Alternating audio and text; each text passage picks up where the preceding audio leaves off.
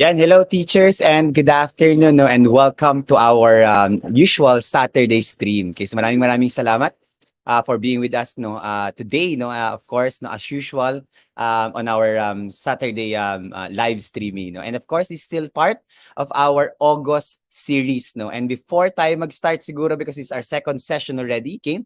I'll just want to greet first no, our teachers in the chat, okay? Or here as early as 12:54 p.m. no, napakaaga. Yung teacher, of course, no, one of our moderators in our Agapay Teacher Support Group, okay? Sir Alan Brutas, okay? Good afternoon. Teacher Eteline Verdadero, good afternoon. Teacher May Baisa Versosa, congratulations, Miss May, sa panel discussion no, during the Digital Educator Summit of Graphy. Teacher Imelda Publico, Teacher Gemma Rivera, Teacher Marlu Birondo, Teacher Lailani Gamban, Teacher Leslie Ann Canaria, Teacher Cory Jean Musquera, Pastor Manny Garcia, always blessing our sessions. Okay? Teacher Rexy Jane Saldivar, Teacher Marilise Ragpa, Teacher Jane Lopez, Teacher Gina Zares, Teacher Angel Pangilinan, Teacher Jose Jason Baisic, Teacher Dean Clifford Huwame, Maria Concepcion Arellano, Dang Soriaga, Teacher Denise, of course, no, Miss Ivy Lizelle Binluan, Miss Joan Labajo, Teacher Lord Lena, Teacher Dory Edulag, Teacher Tony Esperida, Teacher Leandro Alberto, Teacher Sharo Candelaria, Teacher MC Desi, and of course, Teacher Mark Edison Lamseno. So good afternoon para po sa mga teachers na hindi ko po nag-greet. Magandang hapon po sa inyong lahat. Medyo mahaba lang po no yung list natin ng ating teachers no sa ating live chat right now. Okay, but anyway, teachers no, so for today, what we basically will have no will be our second session on our August series, which is on teaching in the 21st century. Pero bago siguro tayo mag-start, teachers, I'd like to also ask everyone to please share our link, especially to your to our co-educators in the science department or STEM department. Okay, so please do share our link so that we can invite more educators, okay, in our session for today. And once again, this is a certified session, so you'll be getting a certificate right after or after accomplishing our evaluation link. Okay? But teachers would also like to apologize no, because maybe some people are waiting for their first certificate on episode 1. Okay, it's still being processed right now. Okay, so we're still running the certification for episode 1, but it's going to be finished as today po, no? So dapat tumatanggap niyo na rin po yung certificate nyo for episode 1, okay? So apologies for the delay in your certificate, teachers, okay? Anyhow, teachers, okay? So let us now begin, no? Let's start our session for today because we have two very competent, no? And exciting, awesome speakers no, for today who will actually be sharing with us no, their best practices, strategies, and pedagogies in teaching science and STEM. This is a very subject-specific session for today, and I hope that we get to really help no, a lot of our science and STEM teachers for today. No, Teacher Aruray Medina, this is not a CPD event, okay? Please take note, no, we always announce which ones are CPD events, okay? And it will always bear, no, in the event title, CPD accredited event. If it's not, then it's not no, a CPD event po. Okay, this is our usual Saturday live stream po, no, Teacher Aruray Medina. Okay, now, proceeding teachers, let us now begin with our first, we will have two speakers for the day, okay? And each of them no, will actually be sharing their own, again, best practices, pedagogies, and strategies in teaching science and STEM. Okay, we actually divided them into teaching science and teaching STEM. Okay, so they will be focusing on these two areas for today. Okay, and let us no longer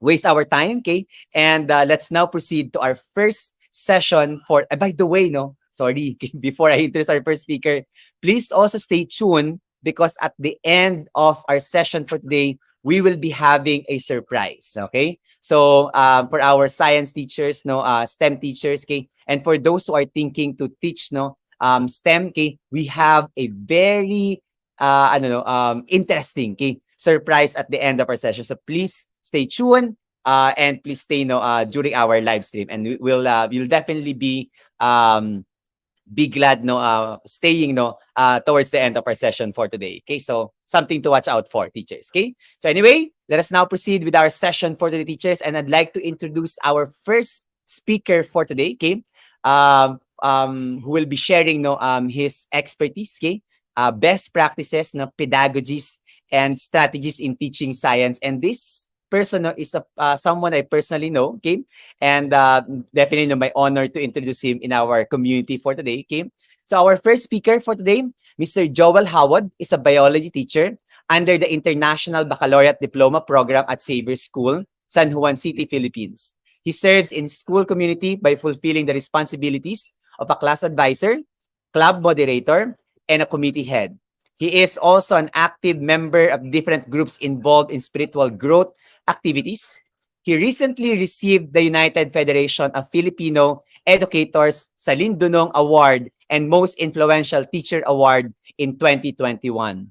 In 2021, he led a team of Xavier School teachers, staff, and administrators in designing online activities as part of the Workshop on Ignatian Spirituality in Education, or WISE, a teacher formation program geared towards defining the integrity of new employees and develop their capacity for reverence of life-giving attitudes. Being the team leader of the international program called Savor China Experience, Joel significantly contributed to its curriculum redesign toward the project-based learning modality. This allowed students who are Filipino Chinese to engage in a more authentic process of course content interaction.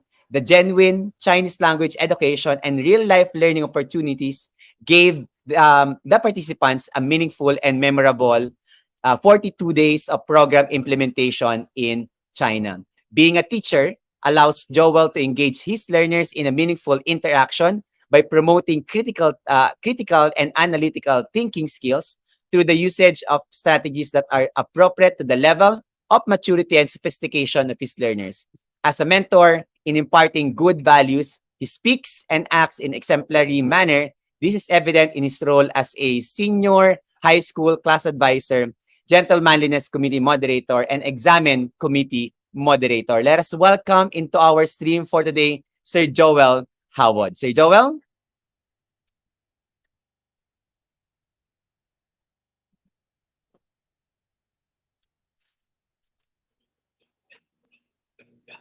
Okay. I think we're just having some problems with yan. Right there, Sir Joel. Okay. Hi, Sir Joel. Hey, good afternoon, Sir Franco. Yes, good afternoon, Sir Joel, and then we're glad to have you here at our community, and of course we're excited, and I know I'm a personal witness to the excellence of our speaker for today. Okay, so Sir Joel, before I give you the floor, maybe you could just give us an overview of what your session will be covering for today. So, in my session, we will discuss how we can engage our students in different learning setup by being aware of what science says about how we learn, guided by the brain and mind learning principles. So, that's the general idea. Thank you, Sir Joel. Okay, so wag na po nating patagalin, teachers. Let us now have Sir Joel take us into this exploration of how to best teach science in the 21st century. Sir Joel, your presentation is now live. Okay, you may now start your session. Thank you very much again, Sir Franco. I'm so nervous. It's easy to present to people who don't know you than someone who actually sees you every day. But again, good afternoon, everybody. And it is quite an honor to be here with a dynamic community of educators. Before we started, I saw this hashtag Guro para sa iba. I feel that I'm here because of my teachers who were patient with me.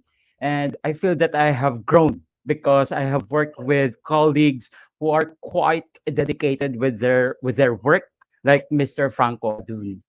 Um, as what was mentioned, I'm a bio teacher, but I'm actually into spiritual growth activities as well. I did not think that the two can actually work seamlessly. Now, allow me to start with this part. So you're currently seeing labeled parts, and if it's possible, kindly just share your answer to the task you're seeing on your screen right now.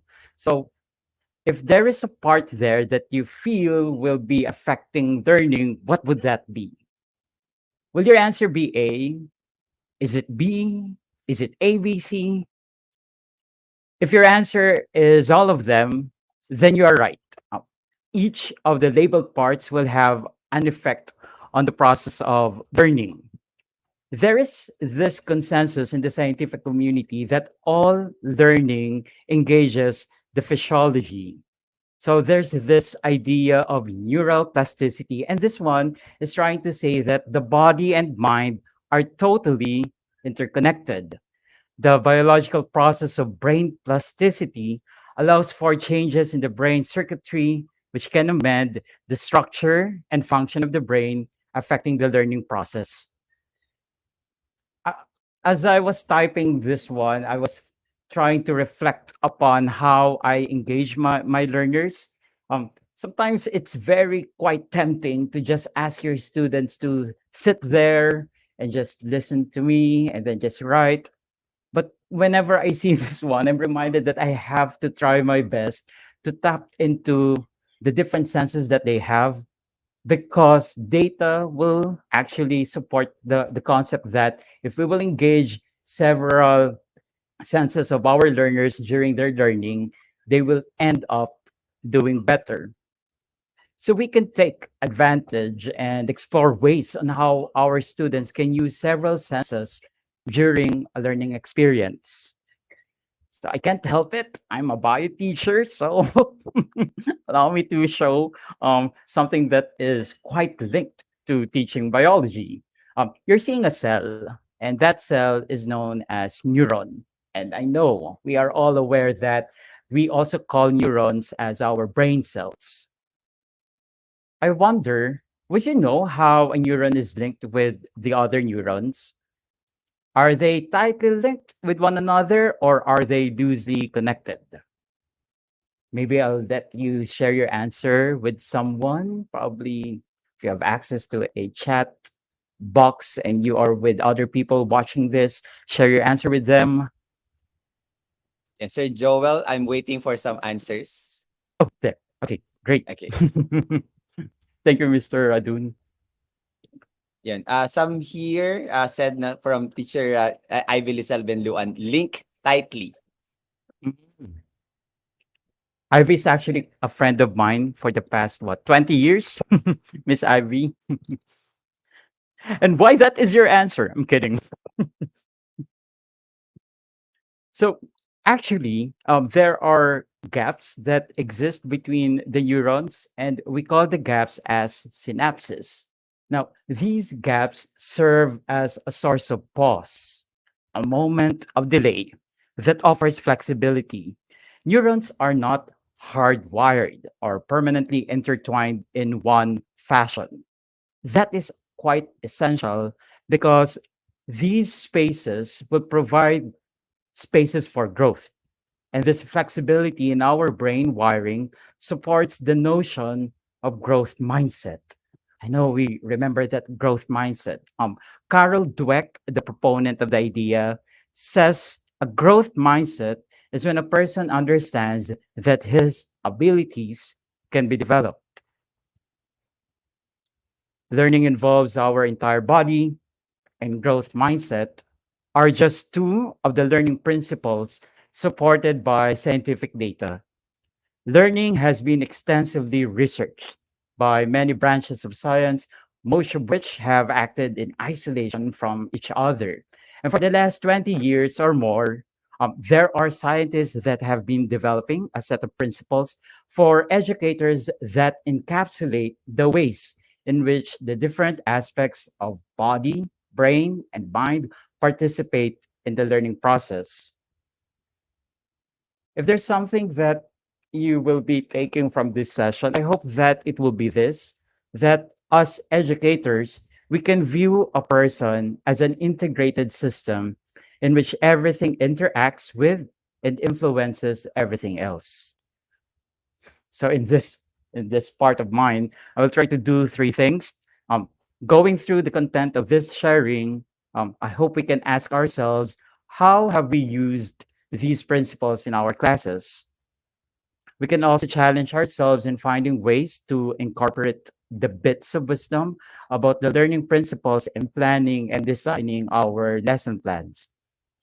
And we can continue to collaborate with our colleagues in exploring ways of broadening and deepening our usage of the learning principles. So that's the that's my goal, and hopefully we all get to achieve them. I bet we are all aware and we have that deep sense that we are currently living in a VUCA world. Um, our world is volatile, uncertain, complex, and ambiguous. And seeking for anchors that can stabilize our foundations can help us help our students. What brings me peace in this occasional chaotic moments is the acknowledgement that there are principles about learning that continue to be applicable and withstand the test of time, even if things keep on changing. So specifically, we will try to identify some learning principles. We will describe how it can be used, and then finally, I'll share some tools that will promote the principles. But I hope as you listen in this session, you will keep on asking the question: Is this something that I can use? Is this something that my students will be able to appreciate? Does this fit my context? But hopefully you get at least one, or I mean, you'll benefit from this one. So how will I present the principles? So it's quite tempting to just discuss them, like just enumerate these principles. But I would like to start every principle by giving a statement that you have to figure out if it's true or false. So, Mr. Adun, probably I can ask from time to time, right, if people are responding. So Yes, Sir maybe you Joel, can I'll be start. here. Okay. Hey, thank you. Maybe I will just ask you, Mr. Franco Adun. Yes, I'm a little bit nervous about this, Mr. Howard, but I'll try my best. Thank you, Sir Franco. So let's start with the first one. So the first statement here, it says that the brain or mind is social. Is this true or is it false? So probably we can wait for people to share their answer first. Thank you very much, Yeah, teachers. yeah, we're waiting for some answers in a chat now, Sir Joel. But for me, I think it's true. Okay. Yes, being a social science teacher. So my perspective is that even the brain, no, should be a social aspect as well. And according, many answers are actually leaning towards my answer as well. It's mostly true, Sir Joel. Whoa, it's impressive that most of us here, if not all, actually know that this one is a fact. I'm quite tempting to just ask Mr. Adun to explain it to us. Seems to be more credible to discuss it. But if we will look into data in different researches, the consensus would be this: that the brain or mind is social. The social construction of knowledge is a process for learning based on social cultural principles in which learners deepen their understandings of a topic through social interaction, dialogue, negotiating ideas, or other collaborative activities. So the learner will be able to get a better sense of what he's trying to understand when he is able to interact with other people. So that's what research says. So that is the reason why it is said that when the needs for social interactions and relationships of our students are engaged and honored, they will have the capacity to learn better. You're seeing now some tools that I'm using to promote interactions in different setup, whether it's an on-site face-to-face setup, online, high flex, and so these are some of what I'm using. In this example, we can see on the right side that students are messaging each other as they finalize their web concept. On this Google document, each member is assigned to work on specific part of the table, allowing everyone to contribute. Using Linuit, students can use digital post-its to share their thoughts, and with clear guidance, they can be encouraged to be thorough with what they will share with each other. Um, this is something that I think everyone is familiar with. So when we ask our class to watch a video, we can give a question about the content that they will be watching and invite them to comment on each other's responses. It's like ask them to interact with the other people. They can agree or disagree with one another, but they have to express their ideas clearly. So just like when we have debates in class or discussions in class. I'm mentioning Google Apps, right? I think Mr. Adun is also an expert in that one. But I'll move on now to the next one. So the next is this one. Different memories, same processing. Is this true or is this false? Yeah, Sir Joel, we're waiting for some answers, no, but I think um I'm more leaning towards false, okay? Because different experiences will definitely have different impact, no, to how our synapses are working and how information are being perceived, no, in different contexts. Because well, in different contexts will different perceptions as well. So I'm more on the false, okay? And the teachers are also in agreement, Mr. Howard. Okay. Most of them are saying false or no. Thank you very much, Sir Franco. It's a blessing that you are able to actually add other ideas that allow us to have a more profound discussion. So it's a good thing you're the host. No, depending on the literature that we will be basing our answer from, the answer can actually be true or false, but the brain or mind learning principles explain that there are at least two approaches to memory. One type of memory is designed to store or archive isolated facts, skills, and procedures that we read or that is taught to us. Another type of memory is very dynamic because it engages multiple mental systems in order to organize ongoing life experience or situation. So, this is the reason why we remember some things better than others. We remember the tasty snacks during the meeting, but we may not remember what was said during a meeting. So we can make our students comprehend better when we immerse them in learning experiences that will tap into their senses with multiple ways to remember. So if there's a more complex type of experience that we can use to teach something that will actually be beneficial. Of course, there will be times that it may not work, and then we just get to polish what we're doing. On my end, I'm using the following apps to promote this principle. And so, for example, the camera app can be used to discuss concepts related to optics. Do we have physics teachers here? Is this actually sensible? That was something I did when I was still teaching grade 10 and we were observing spiraling curriculum. So there were years when I was teaching physics. Students can take pictures of different situations and can try to explain how light behaves in every situation. We can ask them, is the light reflected or refracted or is it transmitted? If you stare at the center of this optical illusion, your eyes will trick you into thinking the area around it is moving. So we can have a discussion with our students about how our perceptions are affected by different variables. If if Spotify is readily available, you can ask your students to tell you what their current favorite songs are, play the playlist with their songs, and ask the class if they can guess whose favorite song each track is. So this could be a good introduction about vibration. What instruments are used in this song? How does the sound of one instrument differ from another? So that's for principle number two. Let's move on to the third one. The third one says every person seeks meaning. Every person seeks meaning. Is this something that you agree with? Or do you feel it's not true? Sir Yeah, we're Franco, waiting what do for you yes think? po.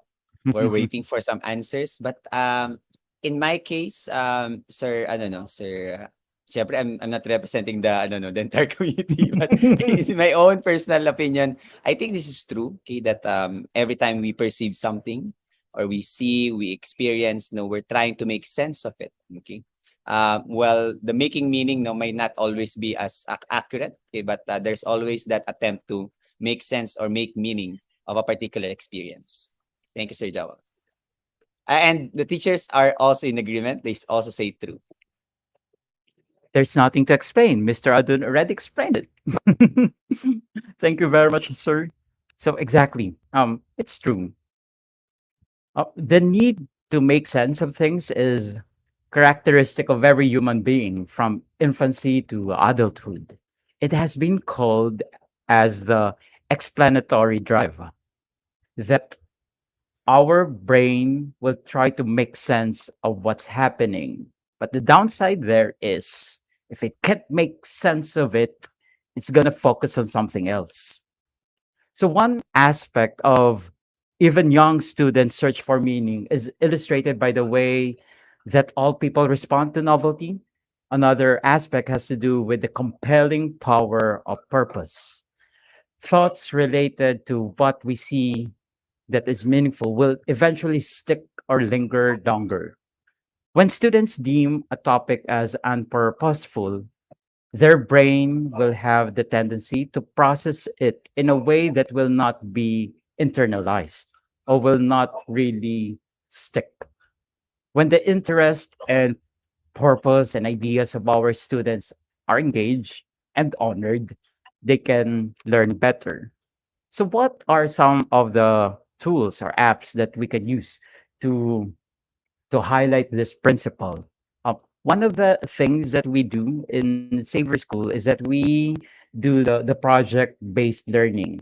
I think one actually Miss Ladido was a speaker in your community. That's like a greater project, but in the individual subjects, we tend to adopt it also. So, for example, in here, using the calorie calculator for the project based learning project called The Power of Food Choice, that actually creates an integration for math and bio.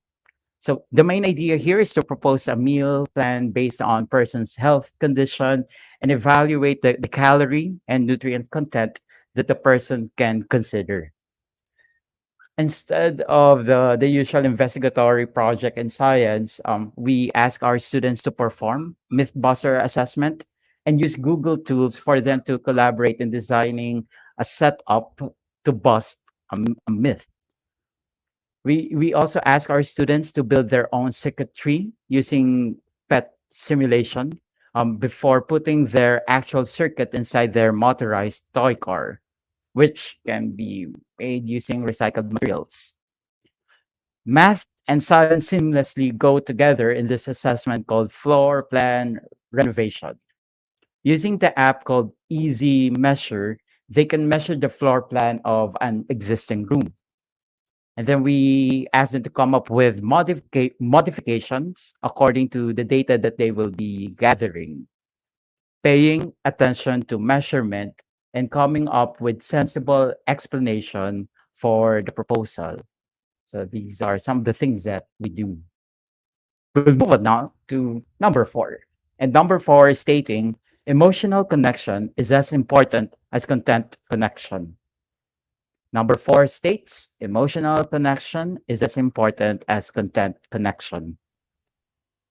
Sorry, Sir Franco, Sir for quizzing Sir you today. Joel, mukhang pahirap ng pahirap yung mga questions, Medyo napalaban yung synapses ng brain cells ko. Okay, Oh, but you're anyway, applying it already. my idea here is it's true, that emotional connection is as important as, content connection. There have been studies already, about, how emotions, really affect our perceptions as well. When we're angry, when we're happy, it creates a sort of like a different kind of, of us, ano, no, synapses, no, in our brain cells. And once again, our teachers are also in agreement with me. That's quite a rich sharing, Mr. Franco Adun. So exactly, emotional connection is as important as content connection. And you just cited that there are actual researches that will prove this. So emotions are central to human life. Neuroscience now confirms what writers and artists have long known, that emotions are involved in every thought, decision, and response.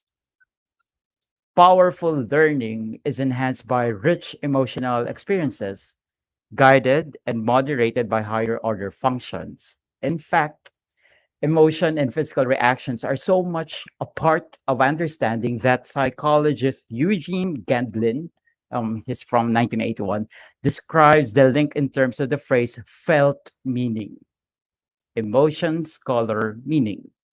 When appropriate emotions are elicited before, during, and after their experiences with a content, our students can learn better.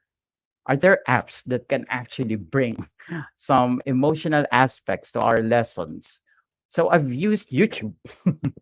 I look for animated explanations of the concepts that I'm discussing. So I try to really look for something that can capture the that can get some degree of emotional response from my students.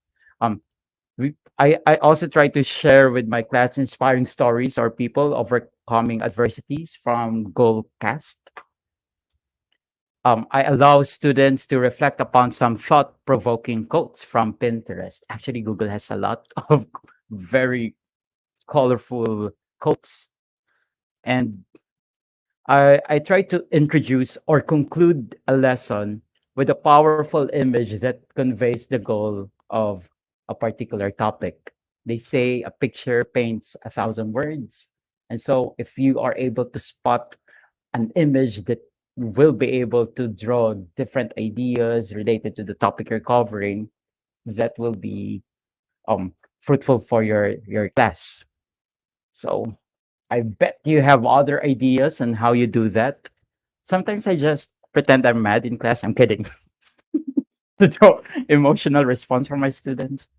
No, let's not do that.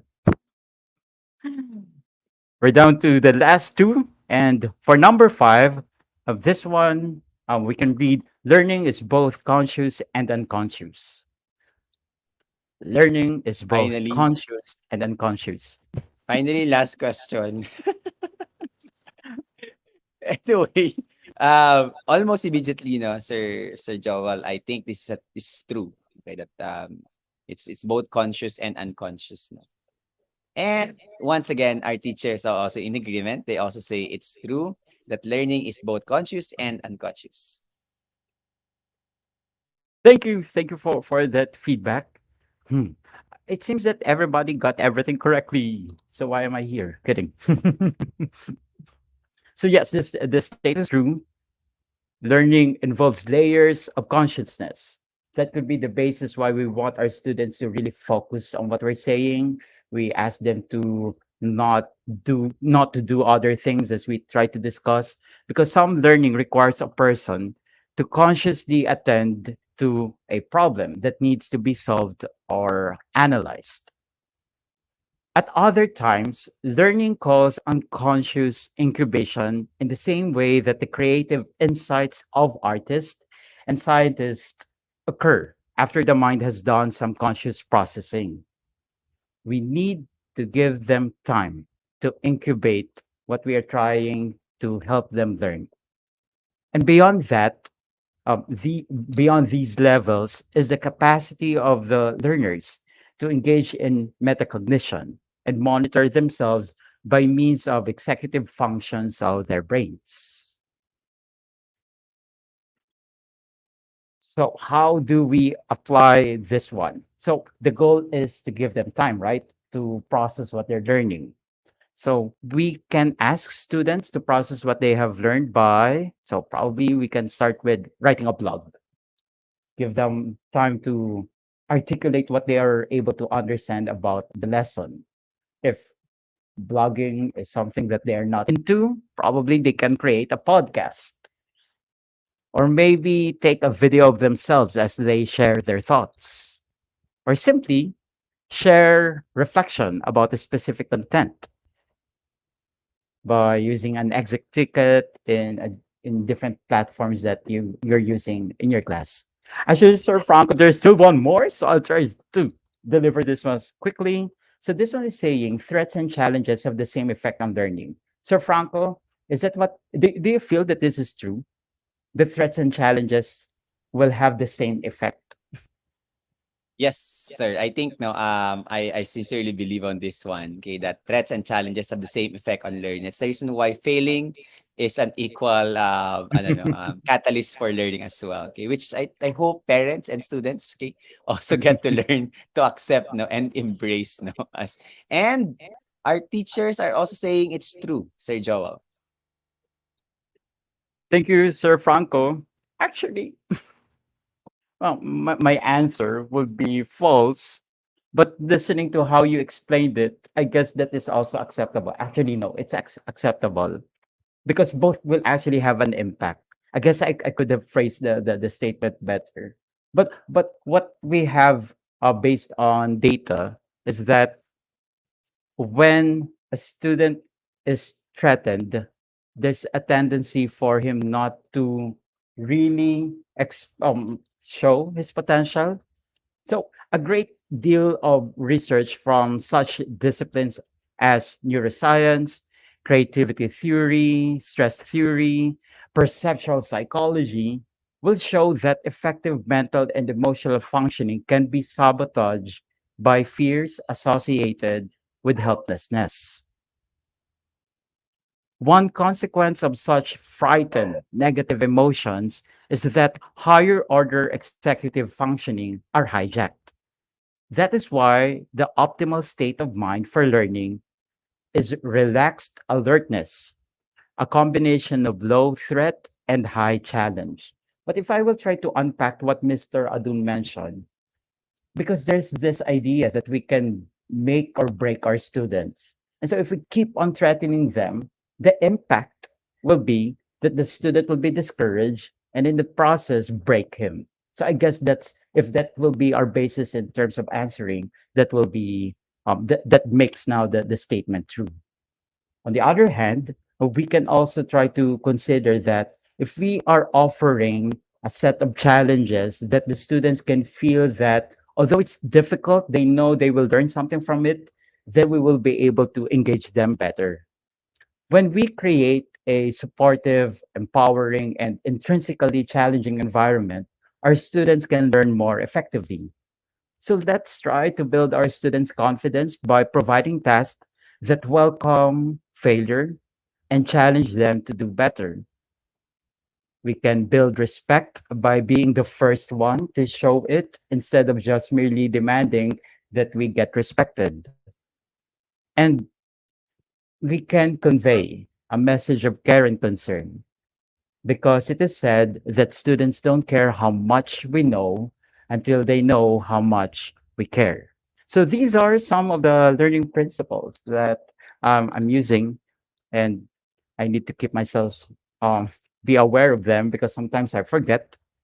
But I hope you got one or two things that you can use and you see value in them. So that will be all from me, Mr. Adun. Thank you. Hello, Sir Joel. Maraming salamat, no? And thank you for ano no, asking those questions. Kaya I think asking those questions no makes us again no reevaluate no how we teach, okay? And how we do science basically no and how do we like teach science in the 21st century, okay?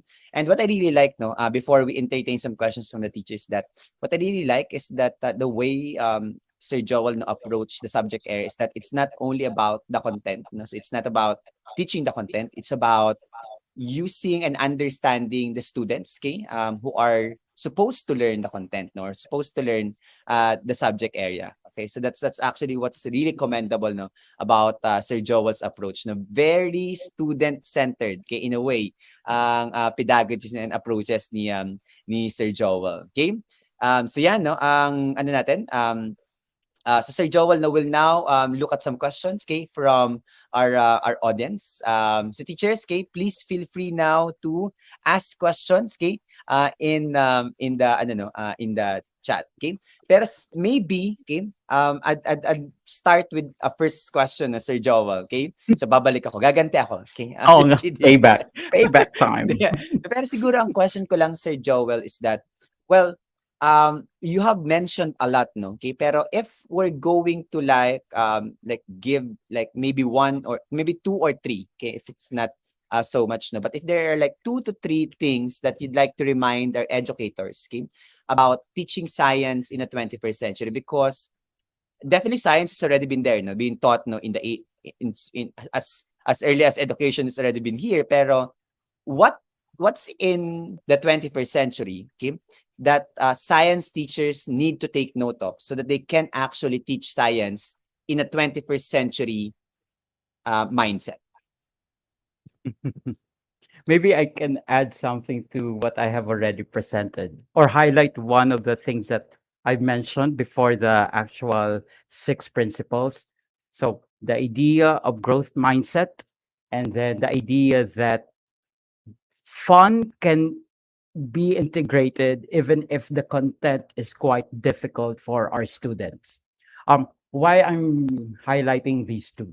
So first of all, there's if we will look into data in terms of how many Filipinos are engaged in or pursuing the STEM. Oh my God, our next speaker will be speaking about that. I think we can still do better in terms of encouraging our youth to pursue that subject. But how will they fall in love in terms of pursuing a science career?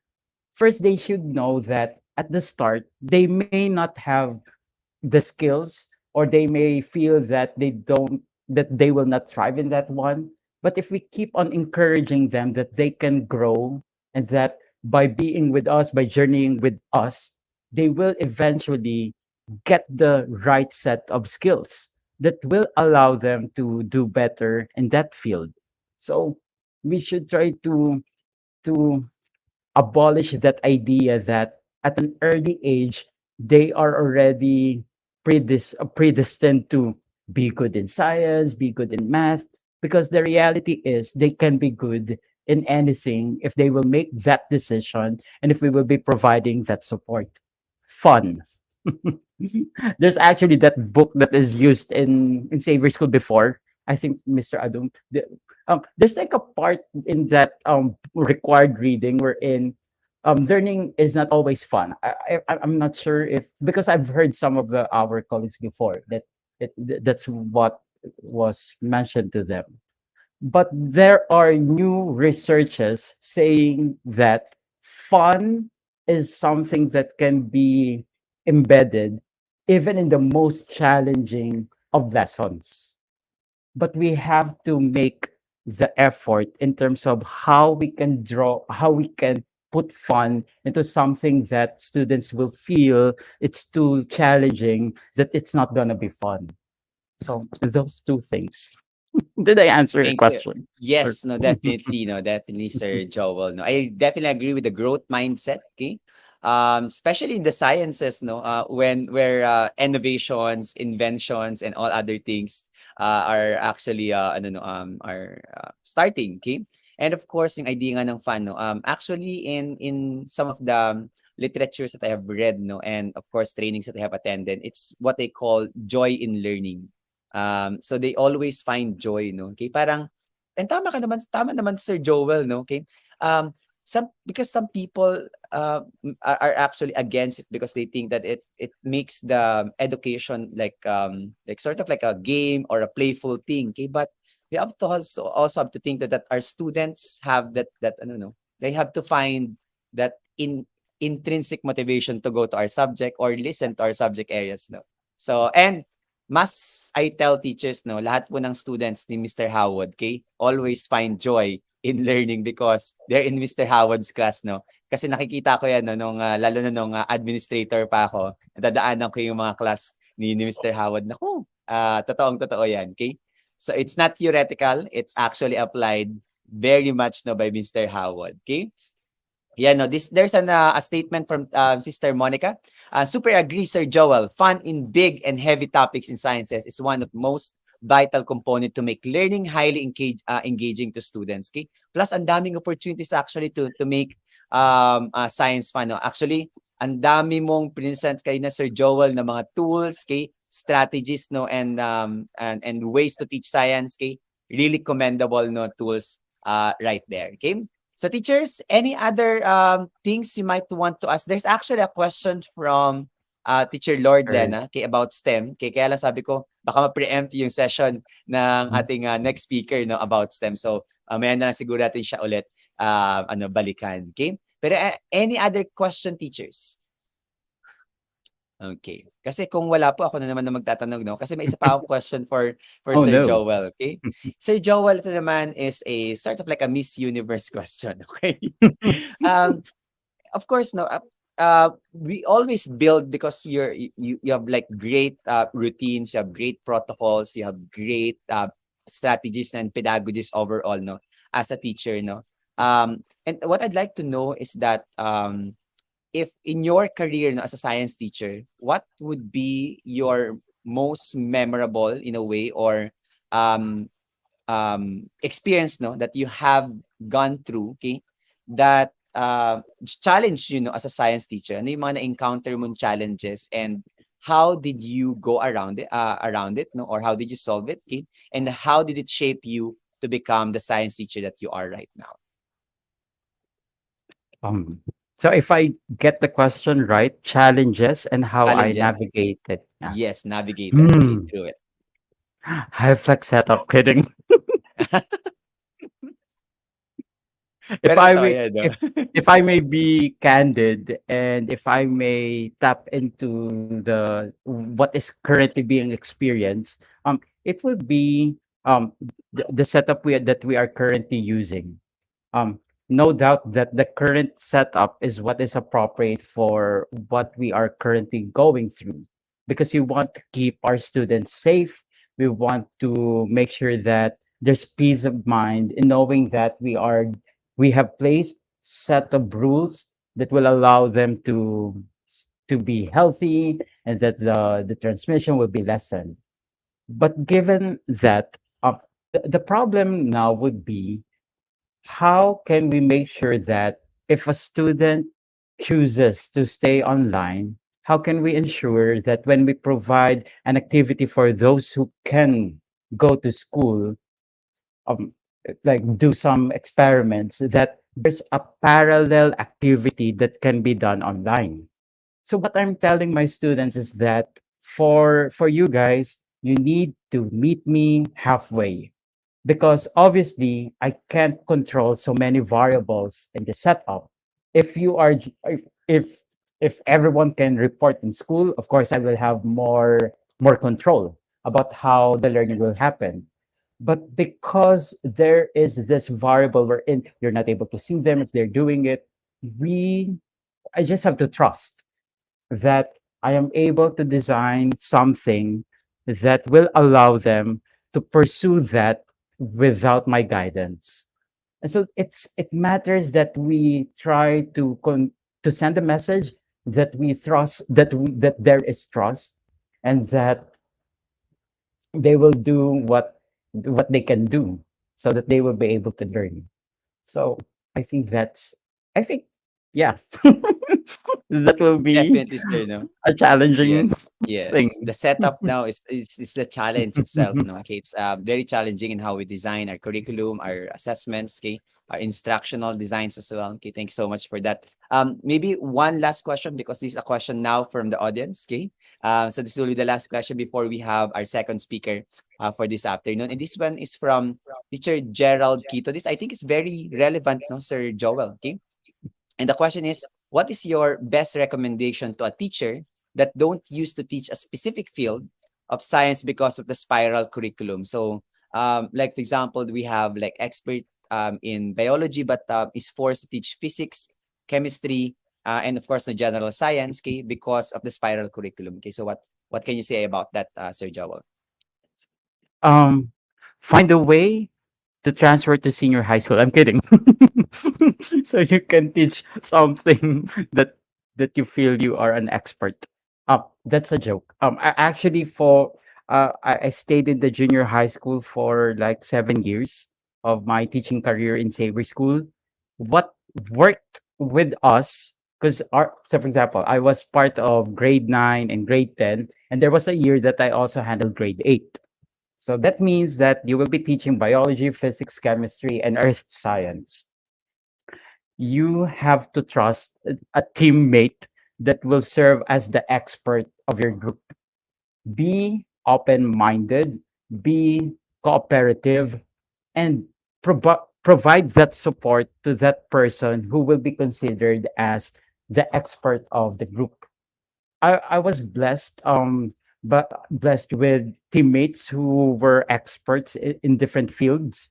Now, if that's not a possibility in your team, then connect with someone who can guide you in terms of the content that you're covering. I consider myself someone who's not good in math, but guess what? I was able to teach kinematics, laws of thermodynamics. Was I successful? I'm not sure, but I tried to really talk to the physics major in our group and collaborated with him in terms of the presentation that we will be using. And then when there are questions, I write it down. And then I was not afraid to tell the students that I'm not an expert here, but I will try my best to bridge if there are gaps. And I will always coordinate with someone who can guide me to teach them the content. Before before I want to project an image that I know everything, but I feel that it's good for my mental health and the mental health of my students, knowing that there are areas in my teaching career that I have to rely on others, because the reality is no one is an island, right? That we are here because people helped us, and if we can convey that message to our students that they need to be there for others and support each other, then we build a community like the Agapay teacher support community. So, so there. Is Thank you that a so much, sensible sir. answer, Mr. Adun? Yes, definitely. No, I think that's actually also even in other subjects. No, while we are experts in our different fields, there will always come a time. Because again, sabi nga natin, Sir Joel, no, uh, that's actually part of growth mindset. Realizing that you are not like you're always an empty cup every now and then, and you'll have to keep on filling it. No.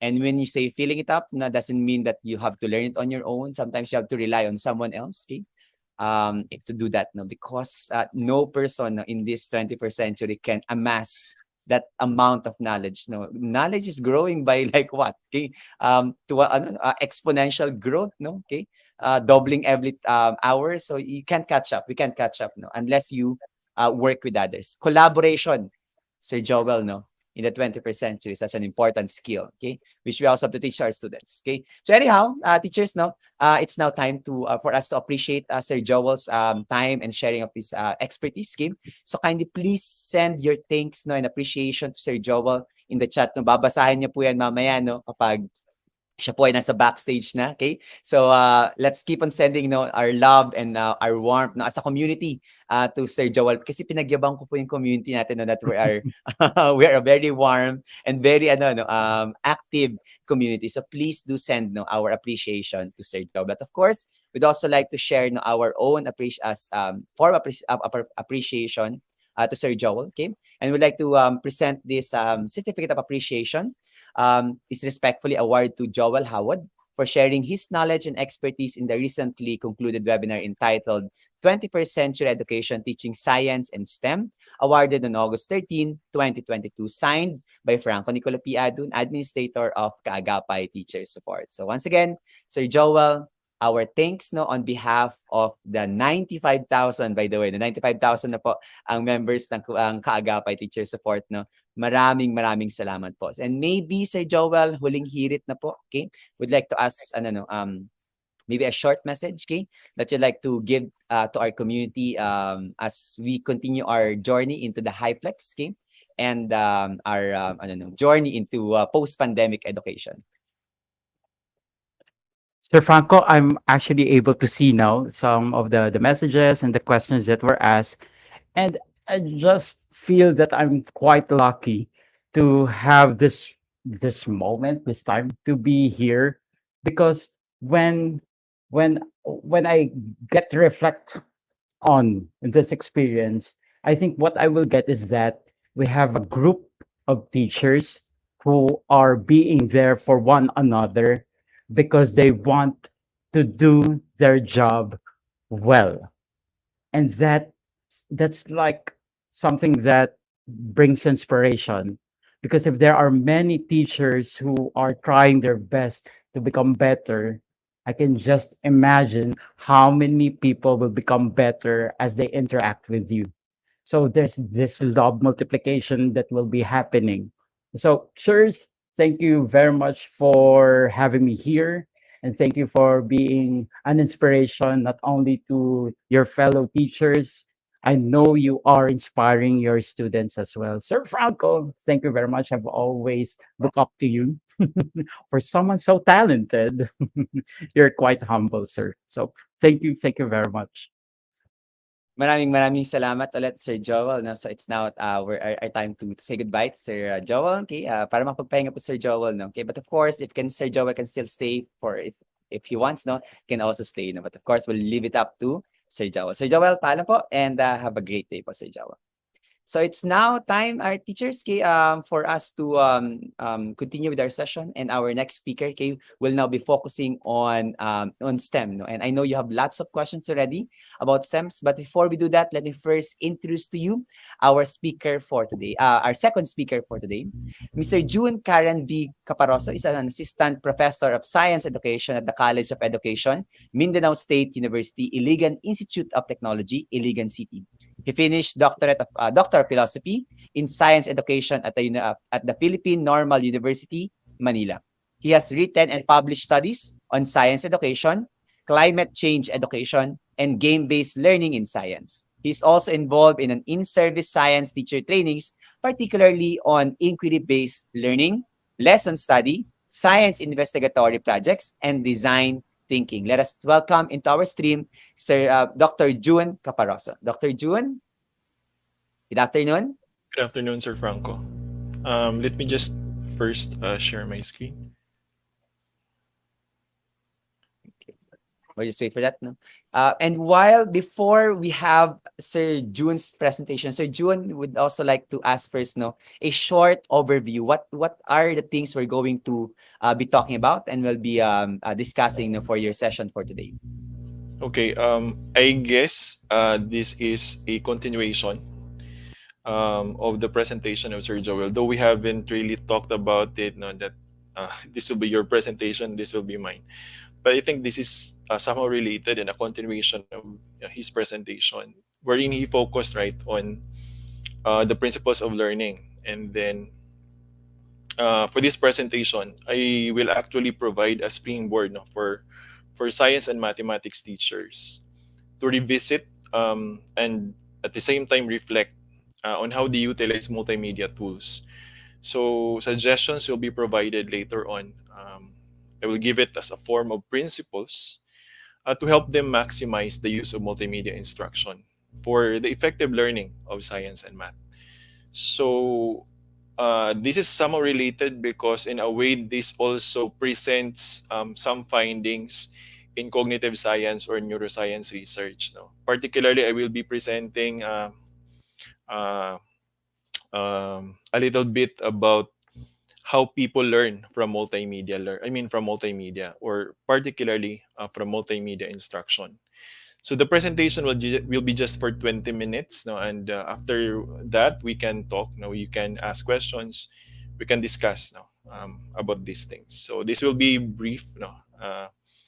And as I've said, this will just, I mean, the purpose is just to give you a springboard for discussion. Okay, Sir Franco, are you seeing my screen now? I will now put it into our live stream, Sir Okay, Joel, okay. Sir June. Thank you. It's now Thank you. live, Sir June. You can now start with your session. Good luck, Sir June, and teacher, enjoy the session. Okay. Once again, thank you very much. Good afternoon, and thank you very much for attending this session. So, in the next 20 minutes, I promise that it will be around just 15 to 20 minutes. Uh, we will be talking about designing effective multimedia instruction for STEM. STEM, as used in this presentation, will be science, technology, engineering, and math. But more or less, we can say that this for science and math teachers now. To begin with, I would like to share with you this meaningful statement, no, from a former CEO of Intel Corporation, Craig Barrett, no, which says that computers aren't magic, teachers are. So I'm sure you have heard already that statement. That is not that new. No, it was it circulated in the internet perhaps some years back. I hope you will agree with me that magic is that the word magic is often associated with the words power and change. Magic then can be viewed as power to change. Okay, with that, we say that teachers have the power to change. As mentioned by Sir Joel earlier, we have the power. Now, we actually have the power to make or break. What does it mean? We can either make students hate or love science and math. We can make them either interested or uninterested to learn science and math. We can make them learn or not learn at all. In your case, have you been using your power to change in your classroom? Or as in your capacity as a teacher, have you been using that power to change?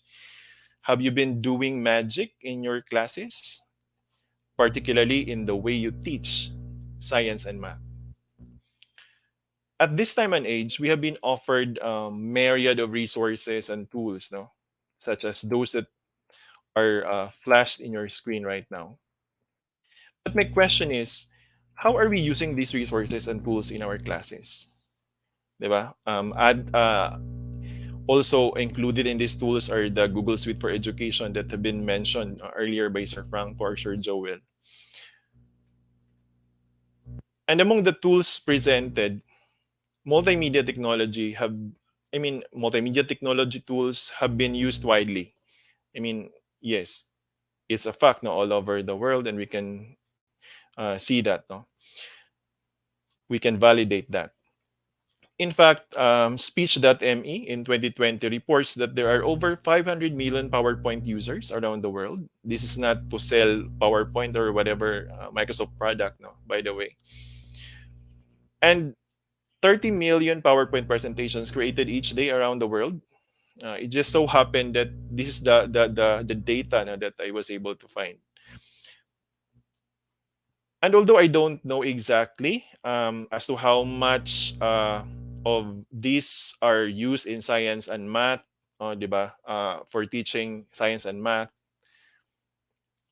or how many of these, no, out of the 30 million, how many PowerPoint presentations are created by the members of the Kaagapay Teacher Support? As mentioned by Sir Franco earlier, you have 95,000 members of the community already. No, that's really something already. So I don't have that data as to how many multimedia presentations or PowerPoint presentations are created by teachers and then they are using it in their classrooms. One thing I'm certain about is that PowerPoint and other presentation software are popular amongst teachers, particularly among science and math teachers. But here comes this meta-analytic study that was published in 2018 that examined whether the use of PowerPoint increases learning or increases students' learning. And one of its findings, particularly one that says PowerPoint had no effect on students' cognitive learning, is just disturbing. To me, it's really disturbing. It's alarming, no, in fact. You and I have been using PowerPoint presentations. In fact, I'm using PowerPoint presentation at the moment. No?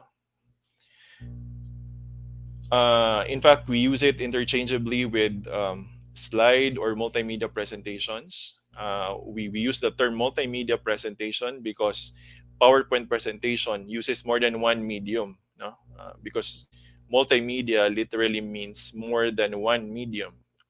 The medium that I am talking about includes words or text, graphics or pictures, video, animation, sounds, no, and many others. And we are using this method perhaps because we find it easy to use and it is now within our comfort zone. But how do we take this result? That is my question. How do you take this result? I will be, by the way, I will be asking questions, no? But I will not be waiting for your responses because I'm only seeing my screen at the moment, no? But you can type your answers maybe in the chat box, whether you're from Facebook, no, or from whatever platform this episode is live streamed. But you can type no your question. I mean answers there, reactions, whatever. I will read them no, later on. How do we take this result? Is this telling us to jump off the technology train now? Shall we stop using PowerPoint now?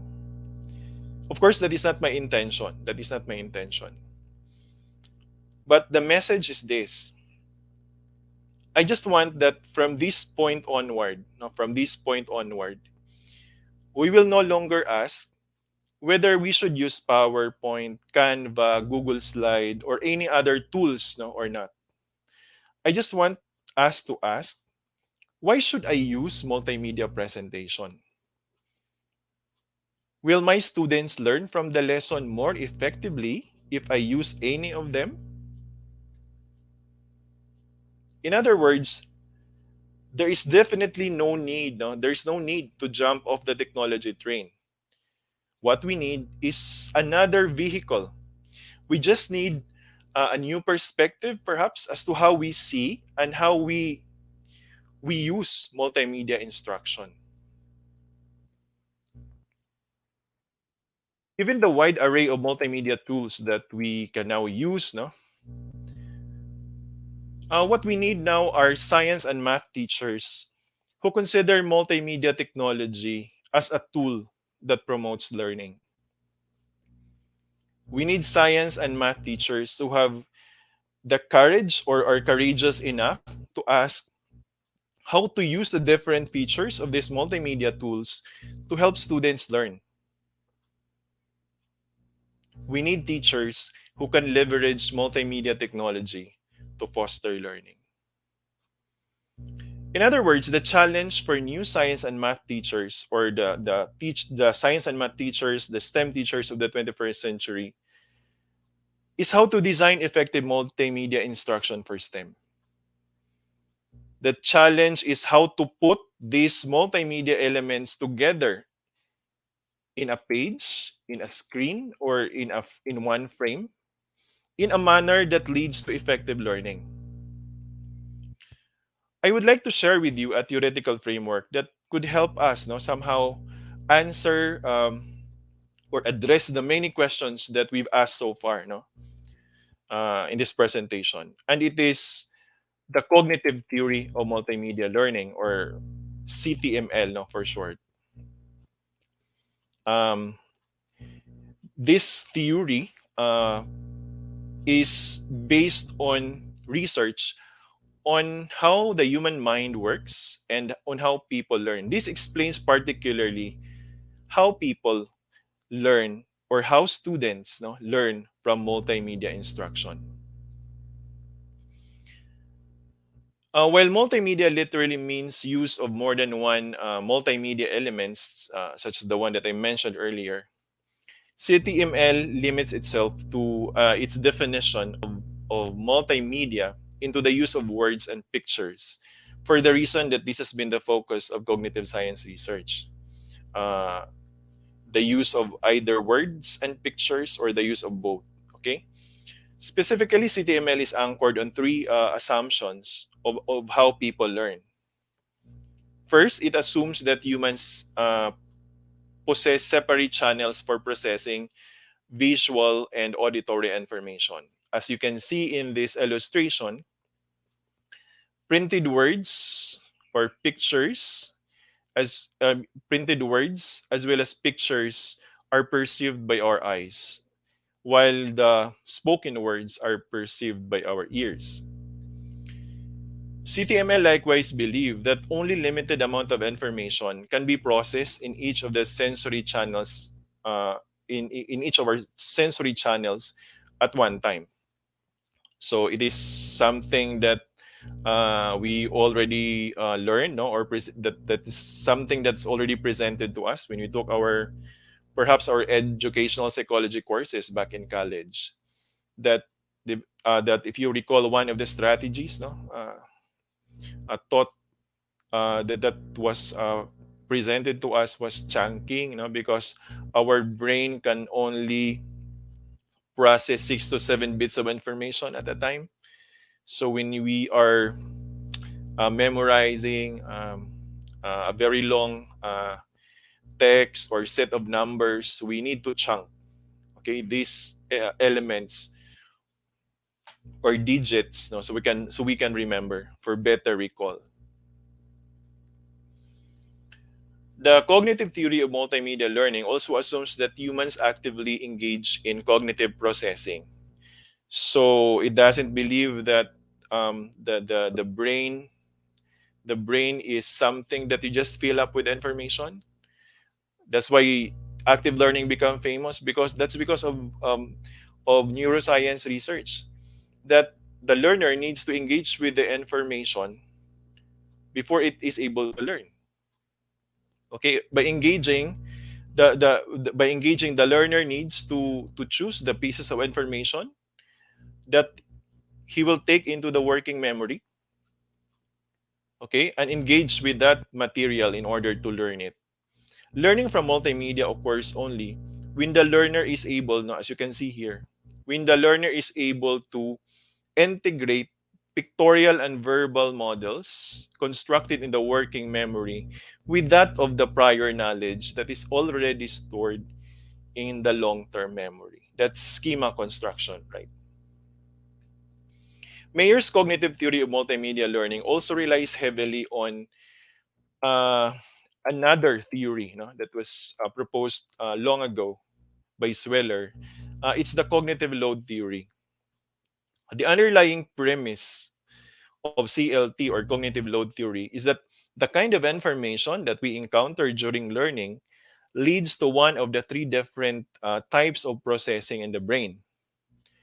Okay, cognitive load theory in the context of cognitive load, no, in the context of CLT refers to the amount of information that we need to that the working memory needs to process at a time.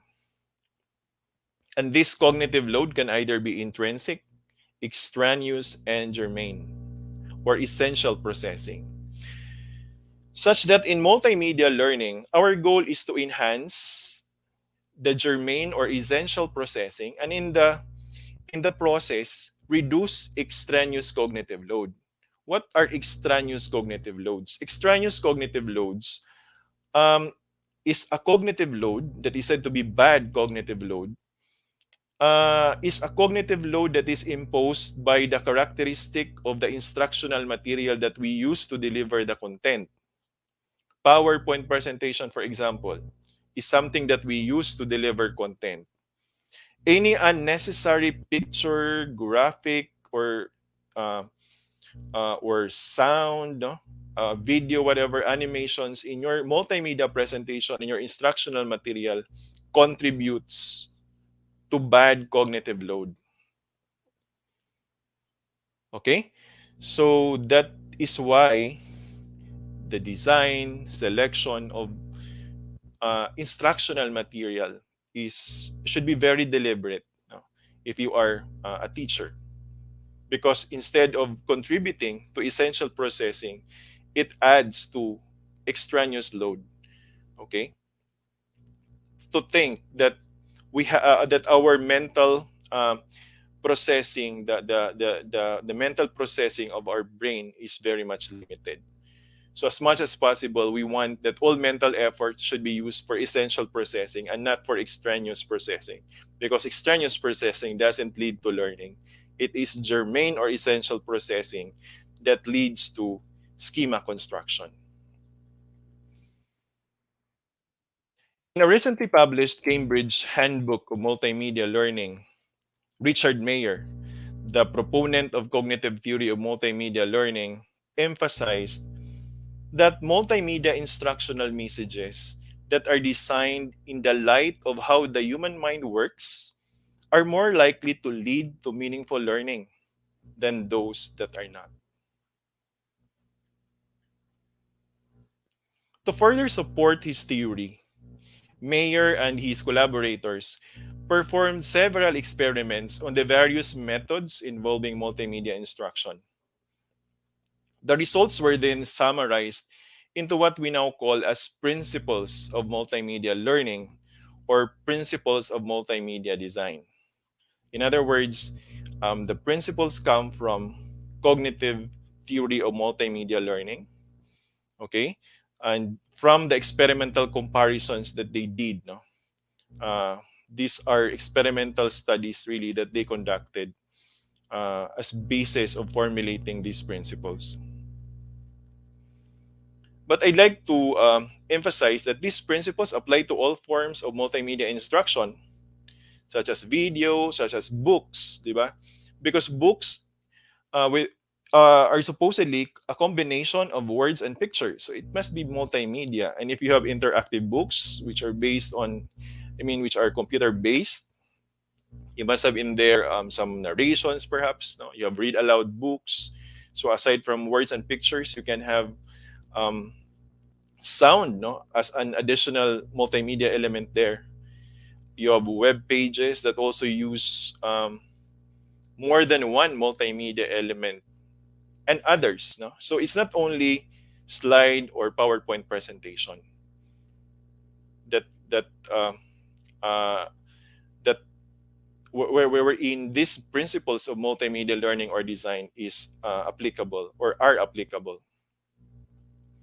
In one of the experiments that they conducted, they investigated whether students learn better when extraneous materials are excluded.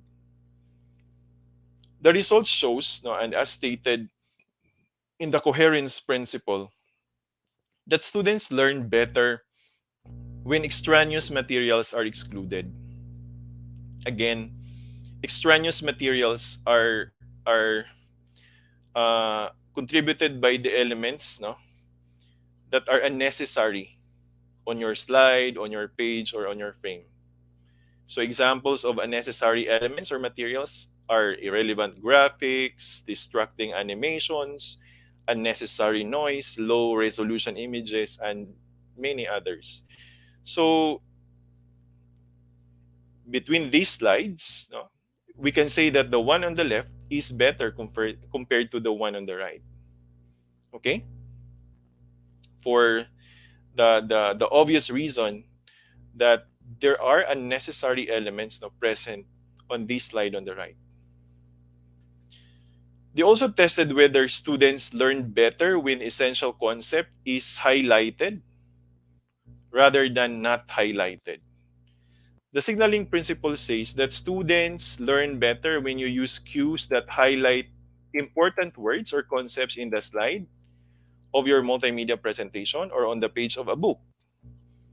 So this one is better because the important terms, no, or concepts are highlighted compared to the other one, which doesn't provide signals or cues, no, to the learner. They also experimented whether students learn better when corresponding graphics and printed text are placed near each other.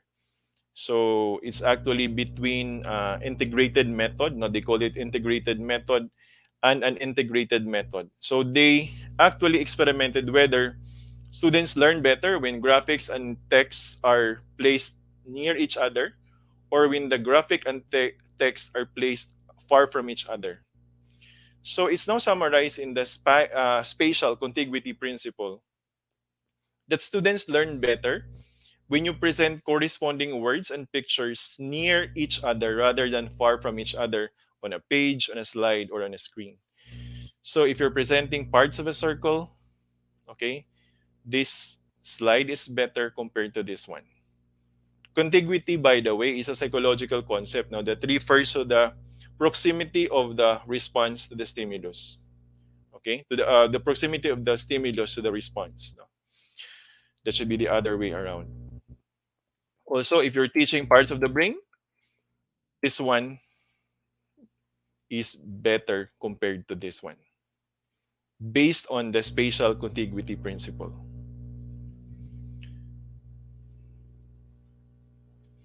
They also tested whether students learn when corresponding graphics and spoken text or narrations are presented at the same time rather than in succession. So the next experiment was whether the use of graphics together with the next experiment was that they investigated whether when graphics and narration are presented at the same time, will students learn better when they're presented at the same time, or when the graphic is present when the narration is presented after the graphic. Okay, so presented in succession or presented at the same time. Results show that students learn better when you present corresponding words and pictures simultaneously. So if you present graphics, you present as well simultaneously your narration. It's not that you present the graphic, then the narration after. Okay? In another experiment, the group tested whether students learn better from words and pictures than words alone. So it's between words plus picture compared to just words or text. Based on the result, which is now known as the multimedia principle, students learn better from words and pictures than words alone. So if this is a book, no, this page is better compared to this one. The experiment actually that they did, no, for multimedia principle was this one. Um, they had two groups, of course, control and treatment or experimental group, and then for the control group, they for one group they assigned students to learn how lightning is made by reading a very textual summary, like the one that you see in your screen. While the other group was assigned to study or to learn about the same content, no, how lightning is made, but using annotated illustrations or captioned illustrations. No? And what was the result? The result was that students who read the summary that contained sequence of short captioned illustrations were able to solve transfer problems better. Okay. Also, taking away the captions in the next experiment, when they took away the captions or annotated illustrations, there was the effectiveness of the material was reduced. Okay. And while the when they also conducted a third experiment, they added additional text to the already textual summary. They also found that it was further reduced. The effectiveness of the material was further reduced. Okay, so effectiveness, by the way, in these experiments were measured in terms of retention, um, how students remember what was presented to them, and the other test was transfer. No, transfer. This is an application of how uh, the students are able to apply the knowledge or the concept that they learned there. For example, if your retention question is, please write down a short explanation about how lightning is made, that is retention question.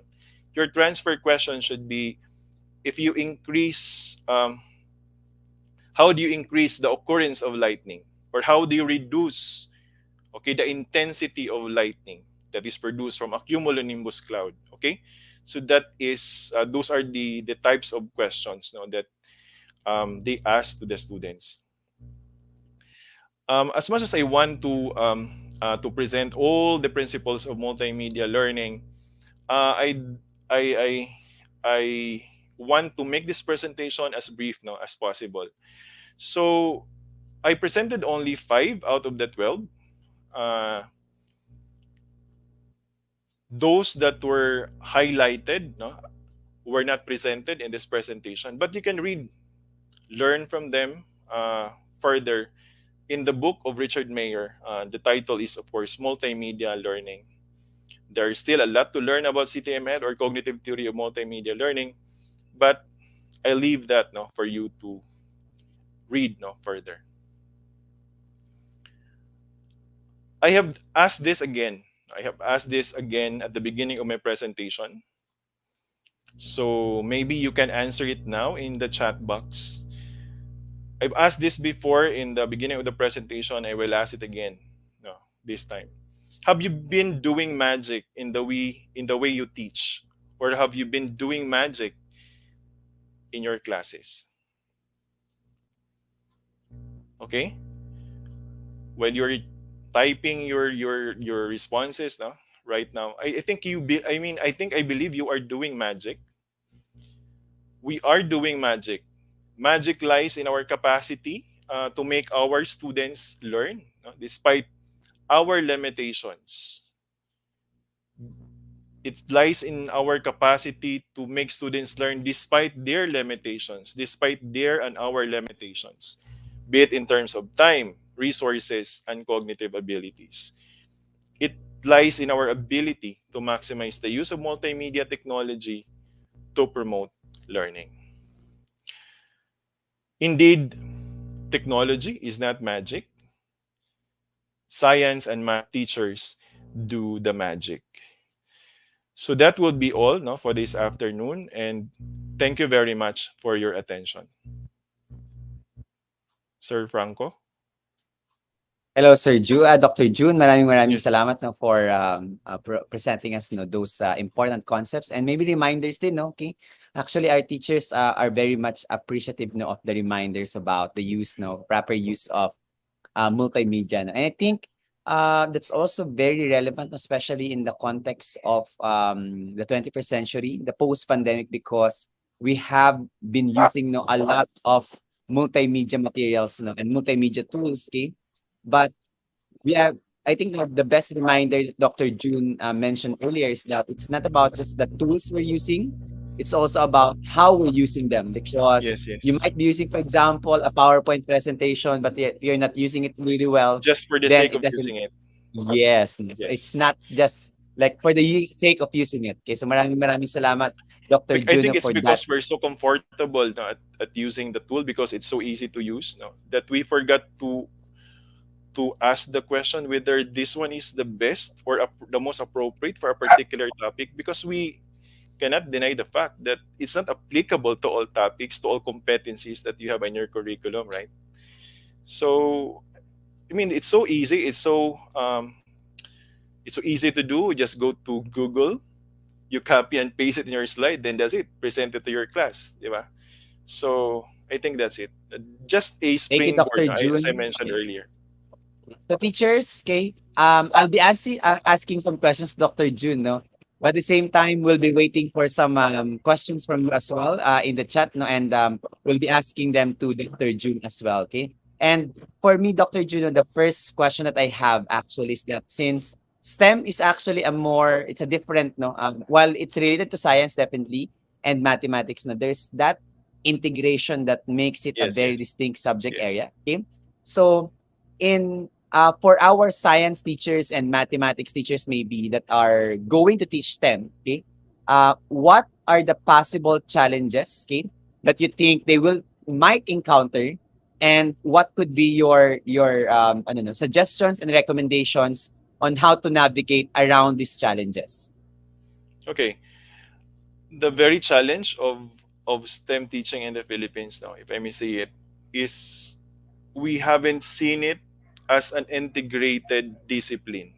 Okay, so in other countries, they were so successful in promoting STEM because they view it as an integrated discipline. They view science, technology, engineering, and mathematics, diba, as one. So here in the Philippines, we view it as science separately from math. This is engineering. That's, I mean, that is a challenge, no? Because our goal is to make learning more meaningful. So if we can deliver STEM, the learning of STEM or STEM in that manner, I think we our students will find more meaning to the discipline.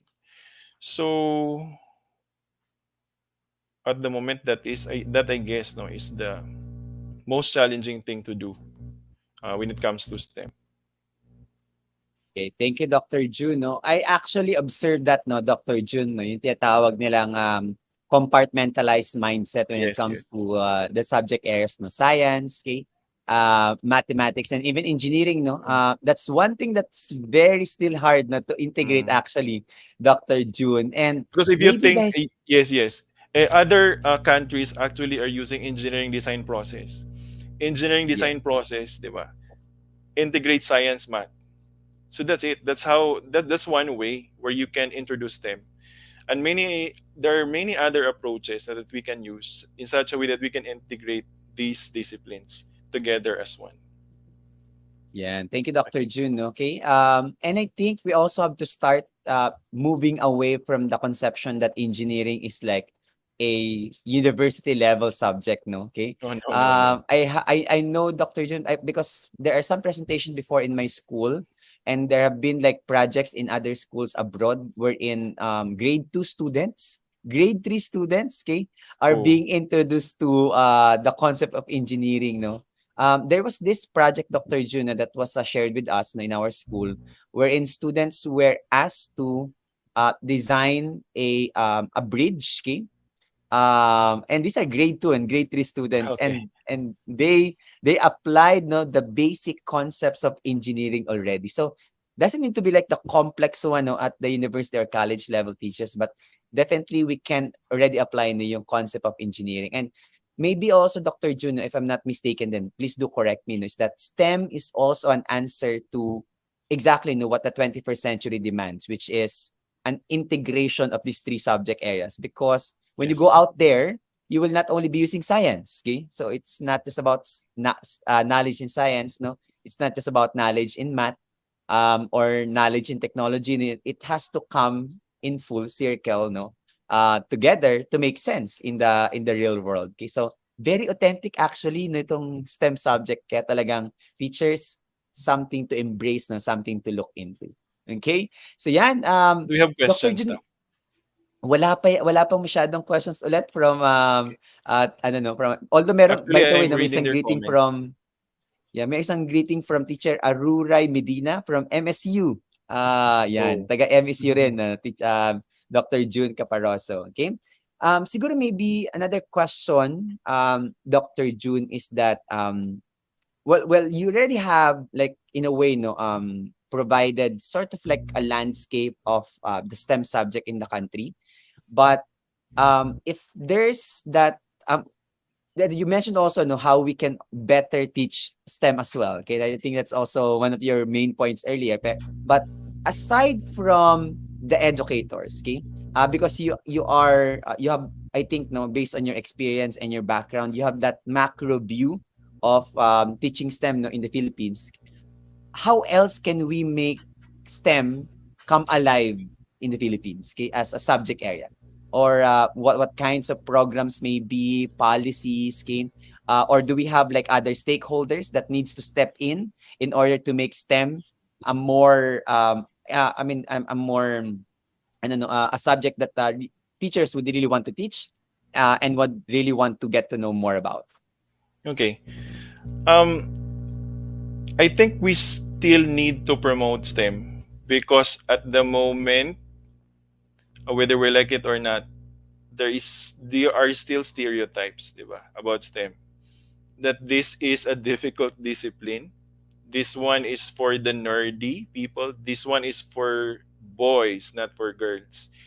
So we should accept now that we really have to address these stereotypes. In fact, we've been doing some preliminary research on this now about stereotypes in STEM, particularly how um, senior high school students choose STEM.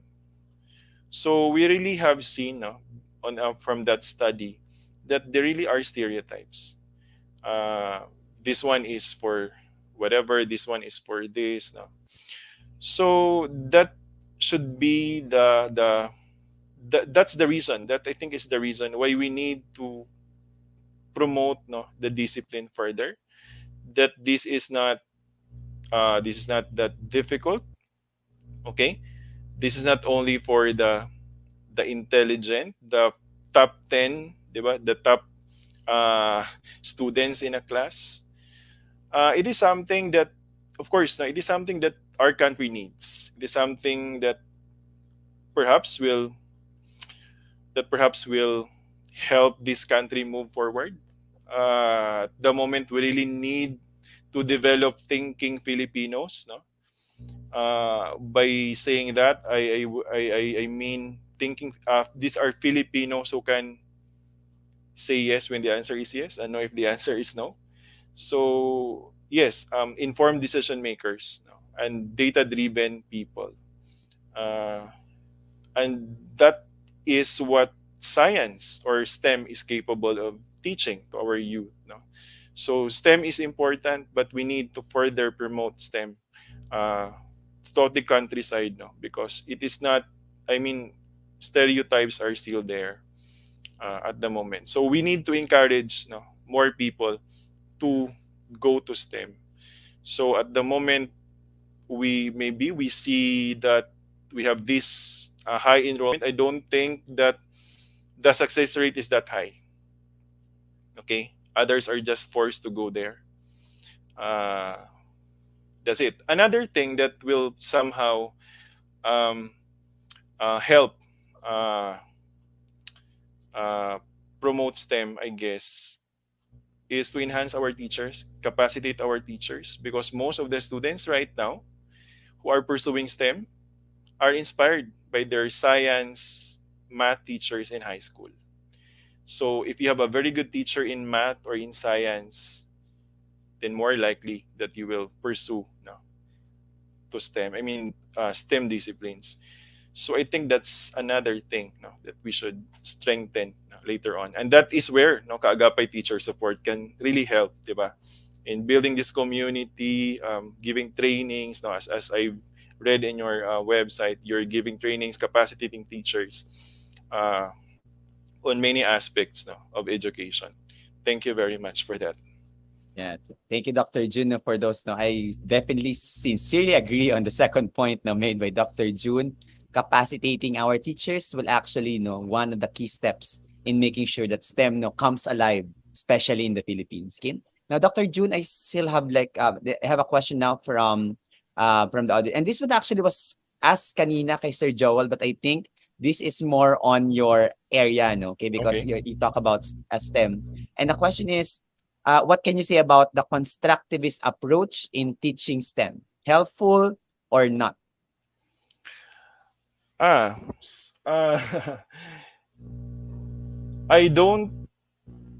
I have not read that constructivist approach is effective. I have not read as well that it is not effective. The reason why there is no so much interest about it at the moment in the literature is because it is not something novel. Prior to constructivist approach, you already have discovery learning, diba? And then they are more or less similar in a way, but I don't.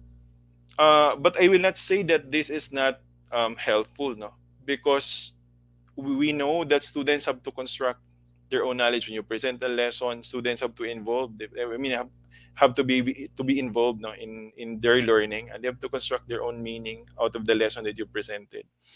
So I think the concept is there, but I cannot tell whether really it's effective, helpful, or not, because I haven't read a literature really that says so.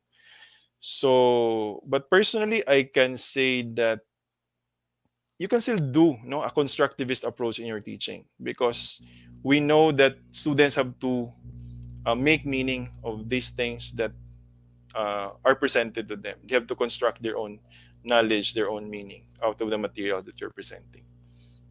Okay, I think that is my answer to the question. I hope I've answered that. No, Yes, no. please Yeah, thank you. understand my dilemma that I cannot say it's still helpful, okay, or not. Okay, Well noted on that, Dr. Juno. okay. And this one again is from the same person that asked the constructivist approach to teaching STEM. And just like asking for like tips, okay, on how to chunk maybe, because again we talk about chunking lessons well earlier, Okay. okay, is how to integrate lab session to lecture sessions in senior high school. And I think this is referring as well no, to STEM subjects, okay, in senior high school, Dr. June. How to best chunk lecture sessions and lab sessions. Okay, I am not teaching actually in senior high school. I am teaching undergraduate students, no, university students. But more, I think more or less, senior high school students are first year or second year, supposedly first year and second year college students now. But I don't think this is about chunking, because it's about integrating the lab session to the lecture session, such that every lesson or every 2 to 3 lecture sessions, ah, every lesson or every 2 to 3 lecture sessions. What do you mean by this last, ano, I think last? she's asking if lab sessions should actually be done in every lesson, or should there be like gaps no in every 2 to 3 lecture sessions first. Okay, my advice, if that's the case, my advice is you map your curriculum first. These are the topics, these are the competencies that you need to address. You find a way that you can have a laboratory activity that addresses 3 to 5 competencies, so that you can save time and learning is more meaningful, on the part of your students. I don't believe that there should be one laboratory activity for every competency there in your curriculum. So to save time, but the mapping, is a very tedious thing, di ba? These are your competencies. You have to find, some themes common to these competencies, or I mean, for a topic, and then you design a laboratory activity that really addresses these competencies that you've identified, that you've grouped as one. Okay, so I think that is one strategy. Maybe there are more, no, strategies out there. Okay. Yes, thank you so much, no, Dr. June, for that. I agree on curriculum mapping, no, one of the hardest things that you always do no, every Yes, year. yes. Okay, this one is from teacher Gerald Quito. What is much efficient and effective in STEM subjects? Problem-based learning or outcome-based education? Okay. This is quite a similar question to the one earlier. Like, does it is constructivist learning helpful? No. But for this one, problem-based learning, outcome-based education. Problem-based learning is basically um, grounding your lesson to a certain problem. No? More specifically, a real-world problem that students can work on, diba? Outcome-based education specifies, di ba, that these are the outcomes of um, a particular competency, for example. No, I don't think they are so different. I don't think they are so different. In doing OBE, you can be doing as well problem-based learning. Okay, So in an outcome based process, because you are so concerned about the outcome there, 'di ba? For every you have your CLOs, 'di ba? So you can um, for every CLO you identify the outcomes, right? So and these outcomes can be problem based. So I don't think that uh, these are entirely different things. That really problem based learning is different from outcome based education. My suggestion is you integrate problem based approach to outcome based education or outcome based learning. So maybe if okay, but the question is, what is much efficient and effective in STEM subjects? Okay, this is STEM. Supposedly science, math should be inquiry. Diba? Science should be delivered in an inquiry approach. Mathematics should be problem solving approach. But if you look at inquiry approach, that is still problem solving. You still give students problems, okay, a problem to solve. They ask questions, they conduct experiments to answer a certain problem. Inquiry based or problem based, very much related. So when you're doing outcome based education, you were when your administrators are telling you to do outcome based learning, outcome based education for STEM, you can implement problem based learning, because basically STEM should be problem based, whether it's science or math should be problem based. Okay, I think that's my question. That's how I see, the point of the question. Okay, Sir Franco. Thank you, Dr. Juno, for answering that as well. I think that's the last question already that we have, no? Okay. And teachers, of course, okay, just like Sir Joel, no, let's also send our thanks, okay, of course, to Dr. Juno for spending his time. He's a very busy person, by the way, no, a lot of engagement. He had an engagement this morning lang, okay, if I'm not mistaken, and still have a time to visit our community and to share his time and expertise with us. So let's send our thanks to Dr. June for all his time and expertise, no, for today's session. But of course, okay, just like Sir Joel, no, would also like to present, no, this certificate of appreciation, no, to Dr. June Caparoso, okay, for sharing his knowledge and expertise in the recently concluded webinar entitled 21st Century Education, Teaching Science and STEM, awarded on August 13, 2022. Okay, signed by Franco Nicolo P. Adun, Administrator of Kaagapay Teacher Support. Yan. Okay, thank Thank you, you, thank Dr. you, June, and thank maraming you. salamat ulit, no? Okay? Pero siguro bago lang tayo umalis, Dr. June, okay? Is I'd like to ask now for a short message, okay, for our teachers, okay. Um, Anything that you'd like to share or message to our teachers, okay, as we continue in the post-pandemic era in education. Okay.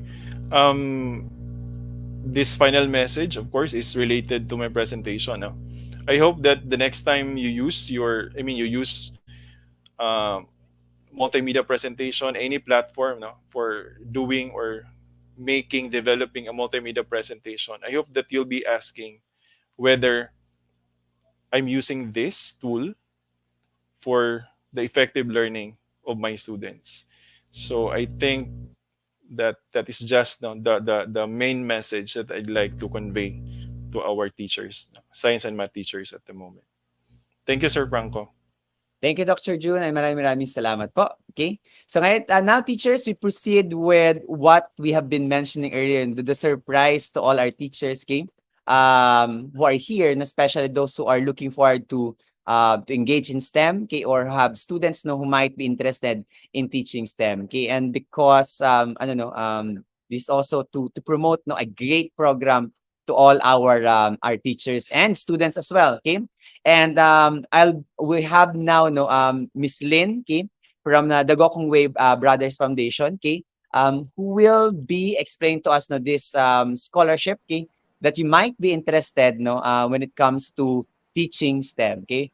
Miss Lynn, good afternoon. Magandang hapon, Sir Franco. Good afternoon to you. Magandang hapon, mga teachers. Isang pagbati mula sa Gokong Way Brothers Foundation. Yeah. So Miss Lynn, you may now take over and please do explain to us this great opportunity for our teachers. With pleasure, Sir Franco. Thank you very much. Hello, teachers. And I'd like to introduce myself again. I'm Lynn Hernandez from the Gokong Way Brothers Foundation. We are a STEM scholarship foundation that was established 30 years ago. And we were established with the purpose of building the future through education. No, ako po ay kinikilig na makapiling to be in the company of great STEM experts, no? Sila Sir Joel, sila Dr. June, si Sir Franco, no? And it's a pleasure being with them. And over the past year, CGBF has tried to understand better education and to be able to come up with programs that address the educational needs both of the learners and the teachers, no? Kaya naman dito sa discovery na to, we found out the criticality of the role of the teacher. No? So I come from my team and we belong to a team called Educators Professional Development, and we focus on programs na katulad nga ng sabi ni Sir June na kailangan natin is really that's designed to capacitate our teachers.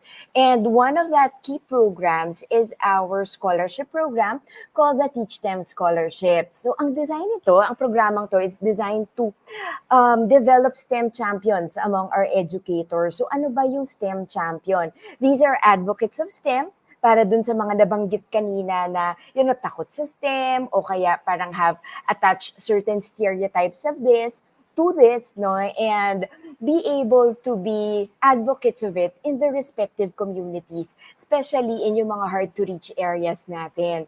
So we hope for them to also be strong in their content knowledge. Sana matatag din sila sa kanilang paraan ng pagtuturo, no? Katulad ng mga shinare ni Sir Joel and si Dr. June, no?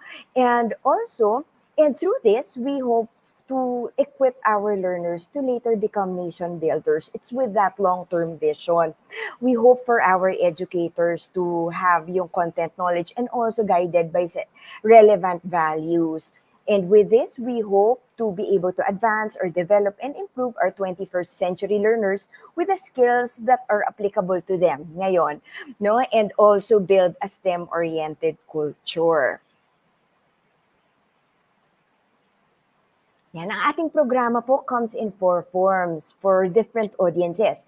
Ang una is the STEM scholarship the college degree scholarship program designed for those who would like to be future science or math educators, no? So these programs are for our pre-service and in-service math and science teachers. For the college degree, this is for those who would like to enroll a Bachelor of Education, majoring in science or math, and in one of our partner universities. Ang master degree scholarship naman, ganoon din, no? This is for our in-service public school teachers from any level. They're not just from the STEM strand, but from any level teaching math or science, and also for our instructors at the tertiary level.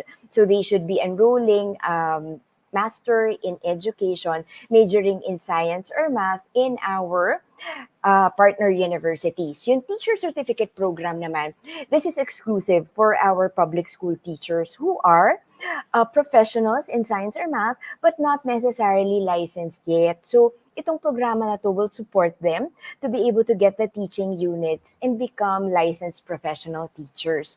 Tapos yung master's research grant naman natin, it's very similar to the master's degree program, except that this is for those who have already completed their coursework, already passed their comprehensive exam, and just need support for either their thesis for those in the research track or their capstone project for those in their professional development track.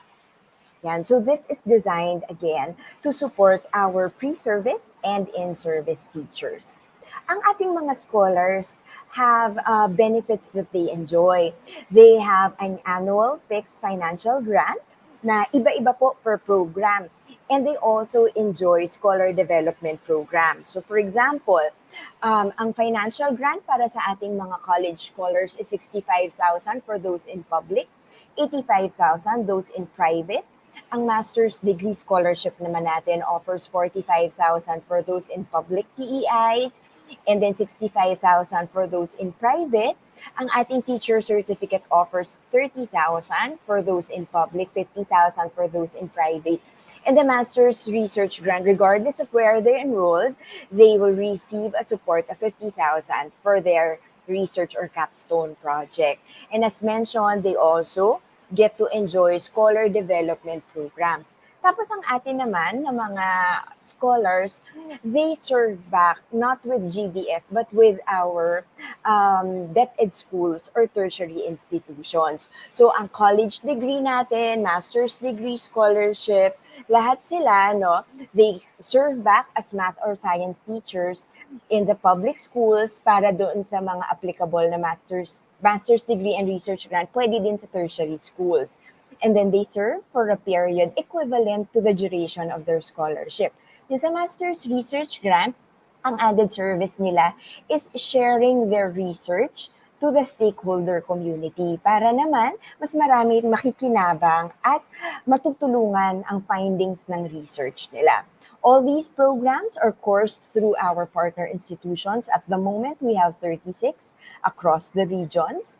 So we will have posted on our comment section yung ating list ng partner institutions. So you can find teachers, alin ba dito yung pinakamalapit sa inyo.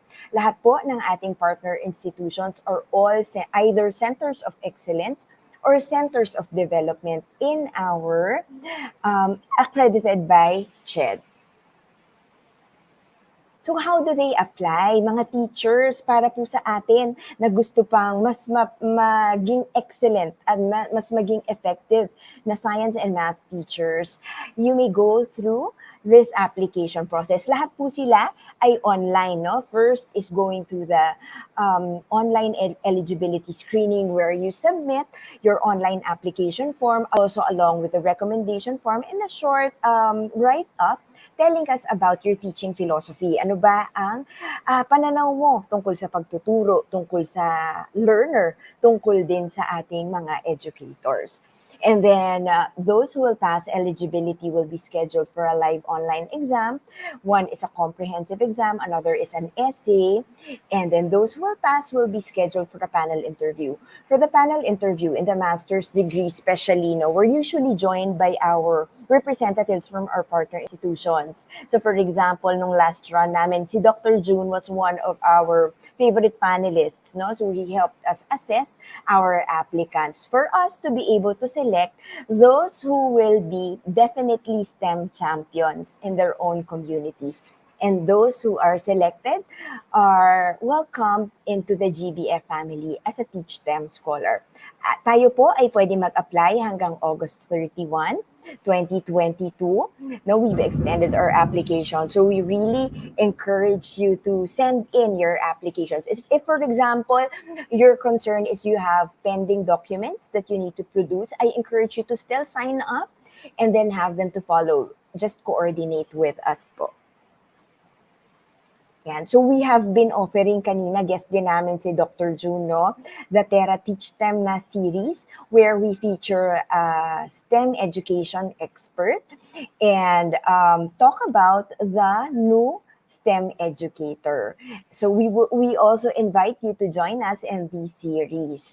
Meron pa po tayong dalawa. One is on August 18. The next one naman is on August 26. Still with education experts, no? Like si Dr. Gina from RCTQ and also si Dr. Monterola from UP Nismet.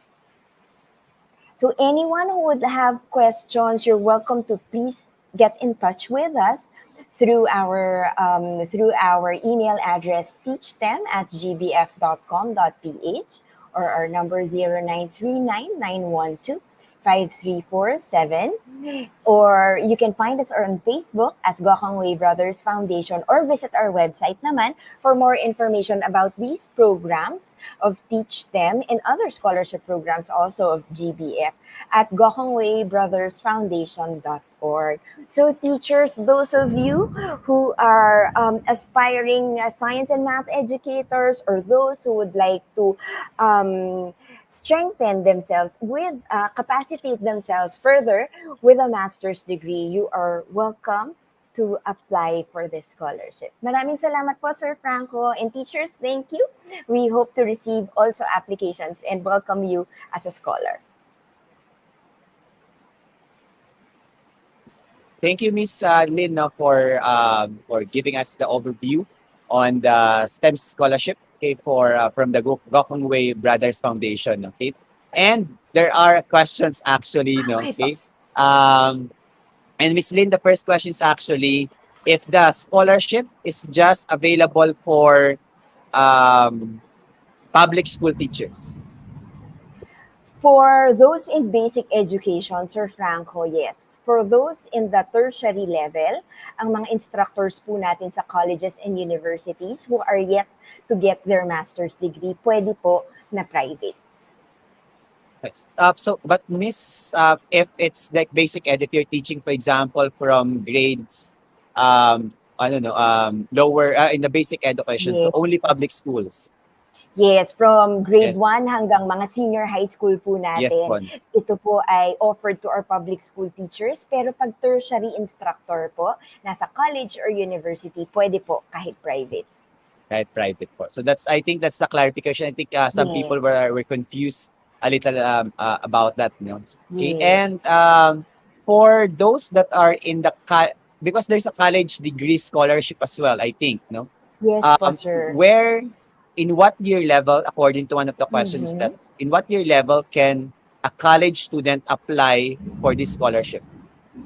Any level may apply, Sir Franco. Pwede po na fresh graduate from senior high. They're welcome to apply. Pwede din po yung mga nasa bachelor's degree na. Kunyari, second year or third year, pwede din po.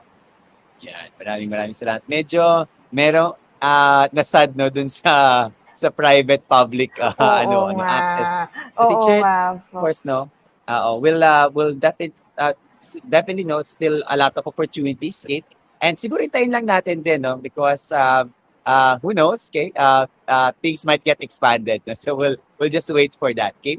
But anyway, for those who are already in the public school system, this might be a perfect opportunity for you to explore, to expand, no, being a STEM teacher, no, kasi kailangan natin ang tulong para mas makapacitate, no, yung mga STEM teachers natin right now. Okay?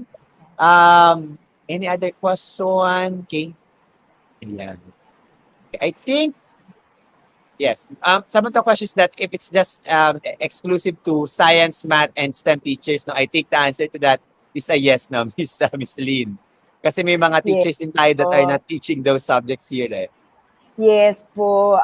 Unfortunately po, para po sa programang ito, it's only for science and math education po, no? We also have other programs, no, that's open to other, but it's really mostly STEM po, no? Because si GBF po, we are mostly a STEM foundation po.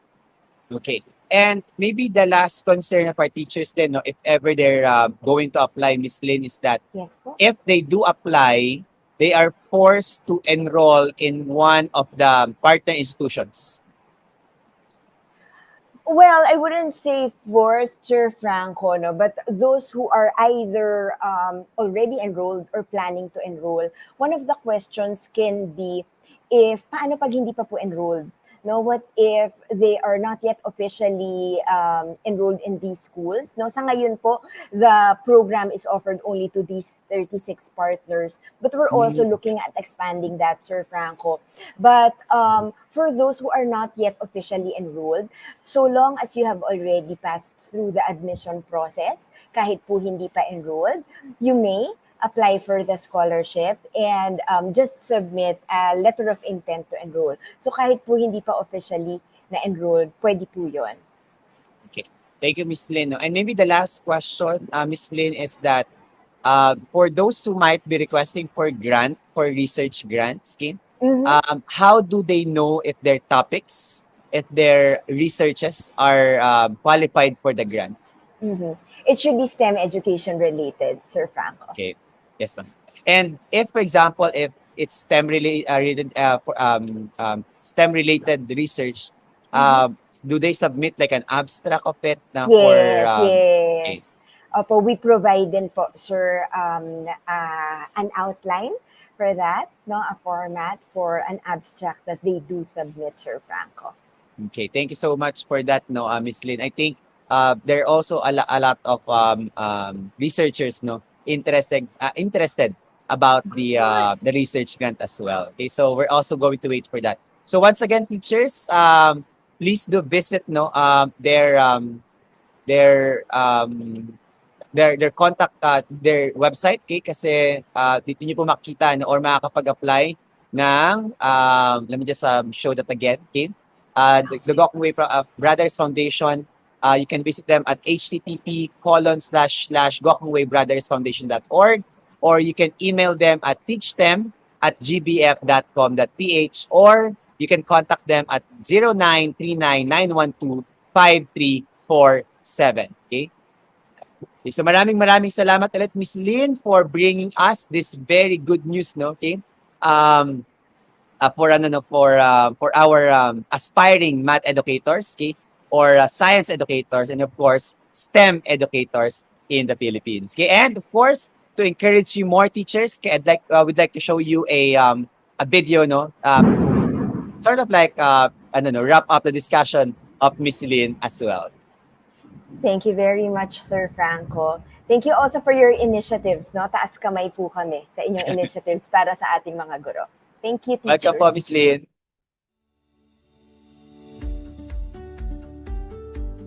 GBF offers the Teach Them Scholarship for aspiring and in-service teachers. Science and math educators teaching any level in DepEd schools or in tertiary schools may apply to any of the 4 programs under Teach Them, delivered through our partner institutions. Reach your dream of becoming a math or science teacher through a college scholarship. Strengthen your knowledge and competencies through a master's degree in science math education. Acquire teaching units and become a professional teacher through the Teacher Certificate Program. Complete your master's degree with a grant for your thesis or capstone project. Scholars receive an annual financial grant and access to scholar development programs. Upon completion, they serve as math and science educators in DepEd or higher education institutions. Apply now to the Teach Them Scholarship Program and be a STEM champion. Let's build the future today. Tara! Teach them na! Yan. Thank you so much, teachers, no, once again to Miss Lynn, to the Gokongwei Brothers Foundation, of course, Dr. June, and Sir Joel, no, Howard, for being with us today and sharing with us, no, this amazing, no, best practices, strategies, and pedagogies on teaching science and STEM teachers. Now, so teachers, we're now down to our last one, okay? I would not want to take so much of your weekend, no, anymore, okay? So I'm now presenting with you our evaluation link for this session, okay? So you may evaluate now the session at https://tinyurl.com/as22 part 2, okay? So please also let me know if it's working so that I would know if I need to fix something or I need to get into that form as well, okay?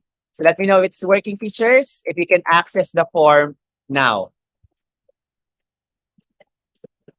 Working according to Sir Alan, Teacher Rexy, Jane Saldivar, okay? By the way, teachers, okay, before I also go, I'd like to remind everyone that tonight I'll be posting the details about our hybrid kit that we'll be distributing to teachers, to schools, that contains vitamins, masks, thermal scanner, and alcohol dispensers, okay? So please watch out. Make sure that your Brigada Escuela coordinators or leads will be able to apply because they will be the one who needs to apply for that particular program. Okay, so Watch out for that now. We'll be posting that tonight or tomorrow morning, teachers. Okay? So maraming salamat ulit, teachers. Have a nice day. Stay safe. Stay dry. By the way, it's very rainy right now. Okay? And stay negative from COVID-19 as well, teachers. Okay? So paalam po and have a great evening and happy weekend, teachers.